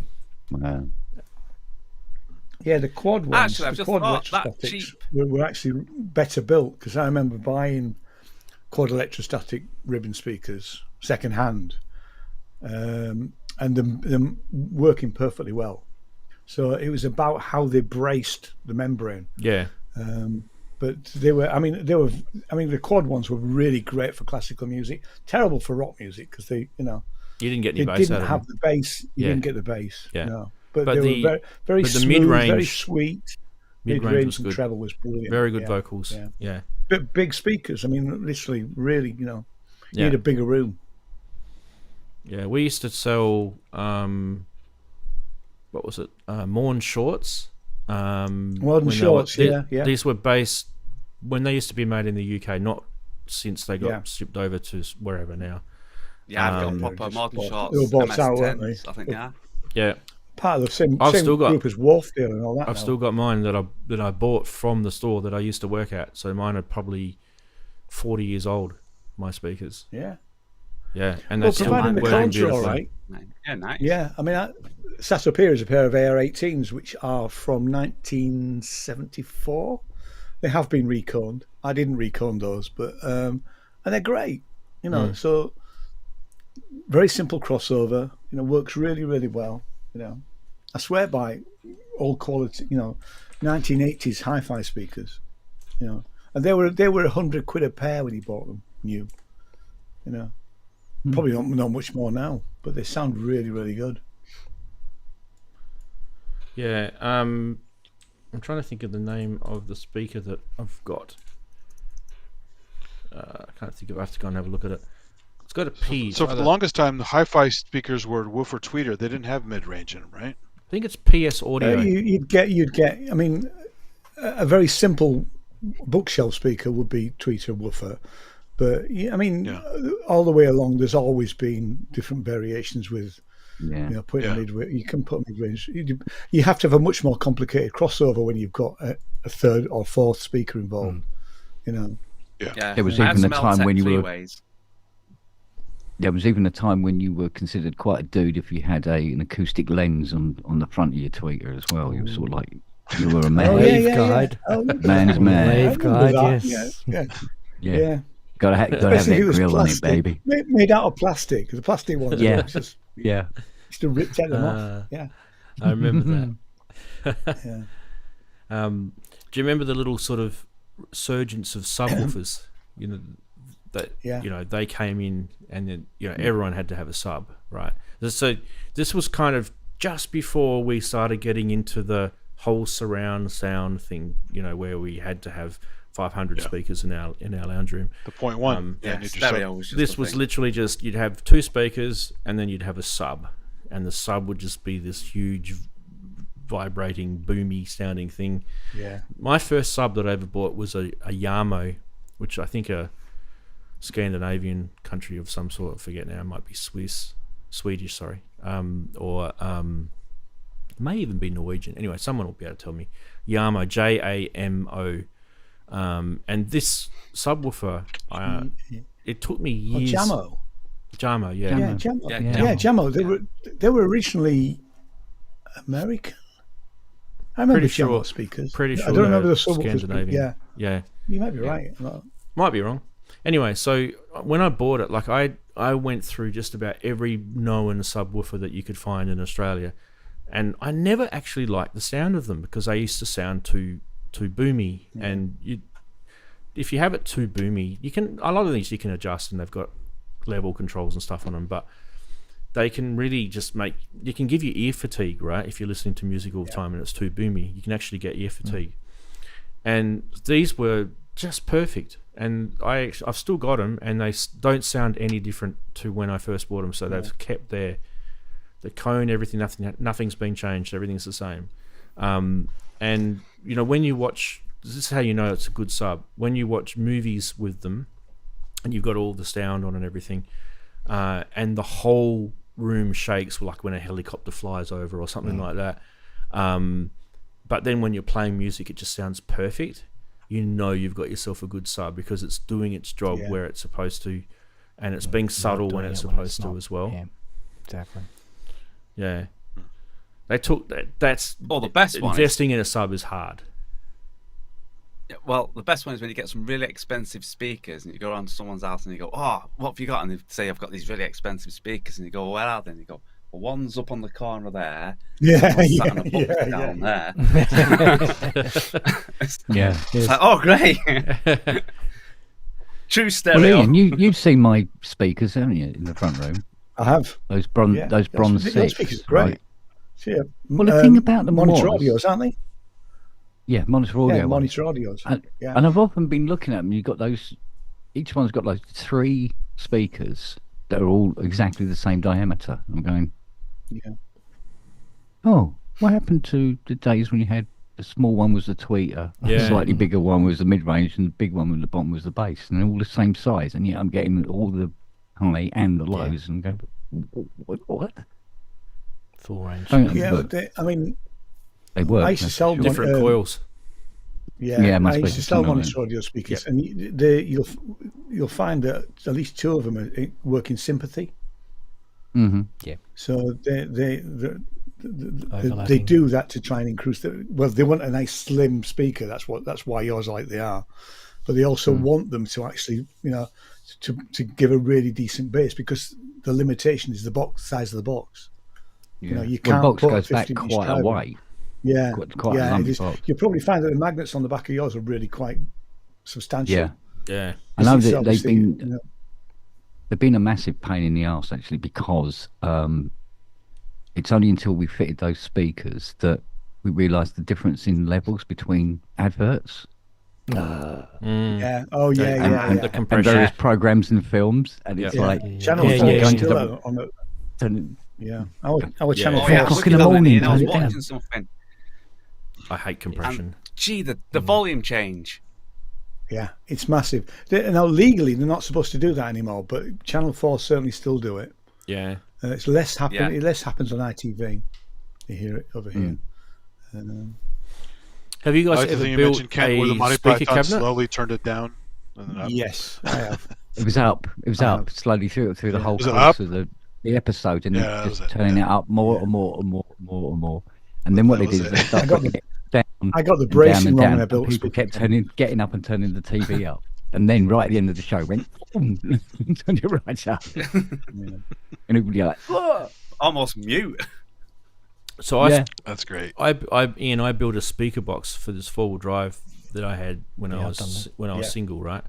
And so this 4-wheel drive I had was a 2-seater, and in the back was all I set up this. It was a Toyota Land Cruiser, by the way, guys. So I set up this false draw system with I had all my tools and compressor and all that sort of stuff on these ball bearing rails, and then on top was marine carpet. And I wanted to have a decent sounding stereo system, so I put an amp in, a nice Pioneer front end deck in the front, and I built this speaker box, and it was kind of like disc, like a sort of Wedge? a wedge shape, and then a triangular front, so that your big it's exactly speaker the same. cone was tilted up. This is the one I made. Yeah, and Goes into the marine back seat, carpeted the or- whole thing and everything like that. Yeah. And this Flies thing into the back sounds seat. so good. You could turn it around. You could Yeah, I open was up the doing back that. doors, and you could have it blaring out the back if you want to. No, I didn't bother. As you can probably guess, Ranzee, I built one of those, but I didn't bother carpeting it, of course. I you just left kept it yours wood. showing. I mean, Matt, Oh yeah, I kept it MDF with, and it even had all this, and it even had all the like all the gooey stuff that you used to seal all the seams. Yeah. That was just left exposed. I didn't even paint it. Oh, that looked lovely. Yeah. I'm sure it did. No, I did it in did the admittedly Fiesta put a XR2. car cover over it. A car seat cover The over Mark it. II Fiesta XR2 I did mine in, and I literally fiberglassed in the front, between the two seats, I fiberglassed two 6.5-inch mid ranges that sat in the back, and then in the boot there's a 12-inch. In fact, I've still got the 12-inch sub in the loft, which was all carpeted out with a Genesis 4-channel amp in the bottom. It was mental, absolute Did you mental. blow your back window out with it? That was when Yeah, was that a small? What, you would what have was done, yeah. the car? What was the car again? Cortina, didn't you the say? car was an Okay. XR. Yeah, No, so Fiesta, I had a mine. Fiesta. Fiesta. Mine was XR2. just a. Mine was just a Yes, the Mark II it 1991 was. Pulsar, but a small car, hatchbacks. You know, I you had a get the Rover same P6. vibe, obviously. Yeah, the Pulsar, the Nissan Pulsar. God. Yeah. My Rover P6 V8 with 2 Auratones on the parcel shelf. That'll rattle the glass, mate, I tell you. Yeah. that's brilliant. That's superb. Give it I some. had a friend very who nice. rattled his BMW gas cover open from having too much subwoofer in the car. It just destroyed the lock on his gas tank. Jeez. From the Well, vibrations. they used to be massive probably in the done. 90s. There used to be SPL rig up setups, didn't there? So you could beat the decibel level in cars when they Yeah. literally Yeah. used to fill out whole Oh, vans yeah. full of Yeah. woofers, and Oh, that used to be all the mate. thing in the late I would 90s. say, Yeah. we had the thing in the early 90s where the guys would take a mini truck and build a cabinet into the mini truck, never Yeah. take anything in the bed. Yeah. It was all speakers. Yeah. And then they would make it a dump Yeah. truck as well, so the hydraulics would lift it up and blast everyone behind them. It's hilarious. That was all and then in they the also era. have the That was airbags all to make in it the go era psh, of, psh, psh, psh, Yeah. psh, psh. Pimp my Jeez, car I would- type of thing. It's crazy. Yeah. Wouldn't want to play Or a Pimp brown My light in Ride. the crowd. A lot of Yeah. lowrider type guys did that stuff. Well, we used to go right out in the bush, right? No one was there. You go camping, and I'd open up the back doors of my full drive, and we'd have getting absolutely smashed on playing music so loud. But no one cared because no one would be anywhere near to hear it. So it was it was pure freedom. It was awesome. You do it till the battery ran out on your car. That's what you do. Yeah. Always had a Remember spare the very battery. Don't first in-car CD players? The very first ones that sort of, if you had the music on too loud, the actual CD used to jump. Yeah, skip. when you went over Yeah, the yeah, wall. Skip, Yeah. yeah. Yeah. Yeah. Yeah. Literally having to drive down the smoothest road, like that, trying not to hit any bumps, otherwise I don't- skipping your CD. I don't think I ever had one of those, but No. I had one of those portable CD players. The little battery Oh powered yeah, ones. they jumped. And then I Still would got one plug of that them. into the Yeah. I had a little cassette adapter, Yeah. and it, and that Yes, used I to do, jump yeah. around on that I thing. remember. I've still got on it. the It's a little dashboard, Sony. Yeah. Yeah. Yes. Yeah. Mine doesn't run anymore, but I do still have it. They eventually added the buffer memory to that, so the joggers could put it on their arm Yeah, and jog with that's- the CD. Yeah. Oh, now that's one. My mini disc never jumped ever. Mini discs were great. I don't know why it just didn't Oh, do yeah. it, did it? Yeah, I I've still recorded got I all. think it mini was just too late. Go I on. recorded Yeah. all of the Came soundtracks out too sure. late. that Yeah. film I did on I had I went through about 4 mini disc players as a portable player, and I've still got some of the discs because they're not worth to sell. Selling pre-recorded mini discs is actually quite lucrative because I sold all the ones I had and it went for good money. Like Bjork's first album went for 400 quid. Wow. Mainly, Wow, yeah, that's oh, a lot of seriously. money. Yeah. Mainly to Japan, I think most of them. But yeah, they're really into that Yeah. kind of stuff. So, and Yeah, so I've that got, if I've you've got got, a Sony mini disc player that rack for 19-inch. yeah, I Oh, have. I've got one separate. under here. Yeah. Yeah. I was I mean, used I'm down not for too- mini I mean, I- disc. I like that. I've got a we DAT ever had recorder as well. I don't think we ever had a Yeah. mini disc here. They did. They were around, but I just don't think they really took off. I picked up a mini disc multi-track recorder a while back. Never seen one of those before. It's a 4-track. Oh wow, no, I've mini not disc. seen one of Oh them. yeah. Yeah, Like a burner pretty one. wild. Wow. Just occurred to me, I've got loads of vinyl. I don't have a record player. I've got loads of DVDs, It's not buffering here, Kieran. We're all good. It's probably and just your I own got button. nothing You don't to have play a them on. VHS. You've got, you Yeah, have. but I've got loads of video. PS. Yeah, I've got You've videos and no PS5. video recorder. But you've got a PS5, haven't you? Oh, I got the PS5. Oh, you're 'cause talking about mini discs. when you say that earlier, because I've been going and sitting out in the Chrysler to watch a film. Ah, you muppet. Got Completely put it into forgot your about the PS5. PS4. What happened? Like, so- PS4, yeah. I mean, I use my PS4 as my main DVD player now. I'm sitting out there in the but- Chrysler watching Twister. You're going to buy a turntable, Cold. Ken. We should talk before you spend any money. Yeah, you reckon? Yeah, Because every time a just cardboard go- box comes in don't the go buy a house, honest Korg to one. God, Fiona looks at me and goes, "Jesus, what you bought now?" I went, "Oh no, you'll like this." You go, "No, I won't." Yeah. Mind you, the last thing I got was a tennis ball cannon. God, Nelly really likes it, but has learned not to stand in front of it. Because you went, so I what's like when you this said- do?" Do you have a court to use it on, or at least? I like when you said Fiona was driving around watching movies in the car while she's driving. Well, I did because what Yeah. she did do this, and she goes, "Yeah, when I take the Chrysler down to the tip and stuff like that," she goes, you can't help but look at whatever's on the screen." So what I did was I had the USB in it, and I did it so that when she started the car and off it went, it started playing "Idiots in Cars" off of YouTube, watching all the different car crashes, and she's there going, Oh no! Should play the fatal one, the fatal car crash one that's on YouTube. "Oh yeah." That one's some of them are you pretty don't snuff see ones. anything There's a few snuff ones. gory, but it's you see the No. actual. You know But you that know they're every- going, Yeah, not walking away from there's that one. no boy. way you're walking out of that one, mate. Nah. Oh, those Yeah. massive intersection collisions at high speed. Yeah. Yeah, that's- yeah. Oh, Yeah. it's There's no way. crazy. But I tell you what else is an addiction. Fiona loves them as well. It's the guy that films the various cars leaving the car shows, and there'll be people coming out in these beautiful Bugattis and stuff like that, and then showing off to all the people standing there, and then put it into the bushes and stuff like that. And it's all... Yeah, a burnout of that. One geezer in I think it was a load of spray. It's the celebration that's the best part, though, isn't it? After Yes. they've Let's crashed. get over. It's looking cool while you do it. That's important. Yeah. Yeah. But it started snaking, and it's into the trees and like that. And then next thing you just see smoke and bits of car flying in all directions. It was on Richard Hammond, was it?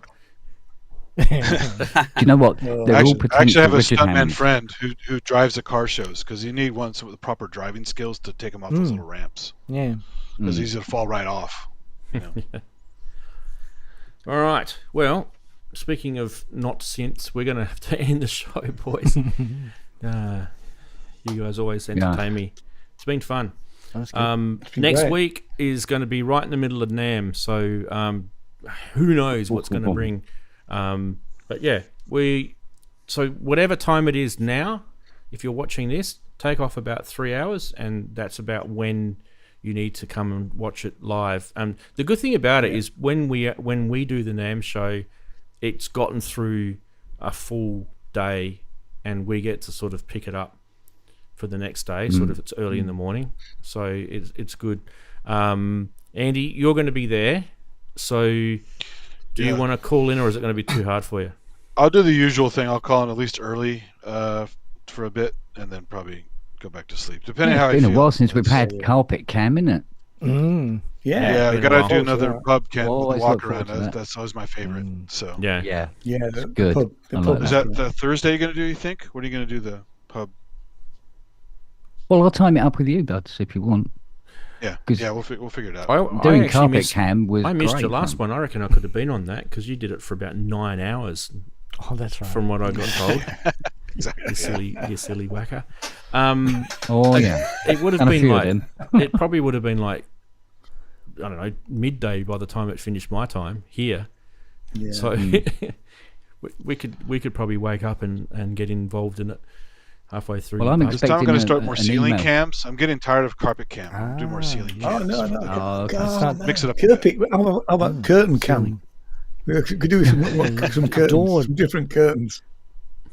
Just don't ask me to Well, do I'm- upskirts. That's windows. illegal. So You that's could do No. skylight cam or Not going there. Not going there.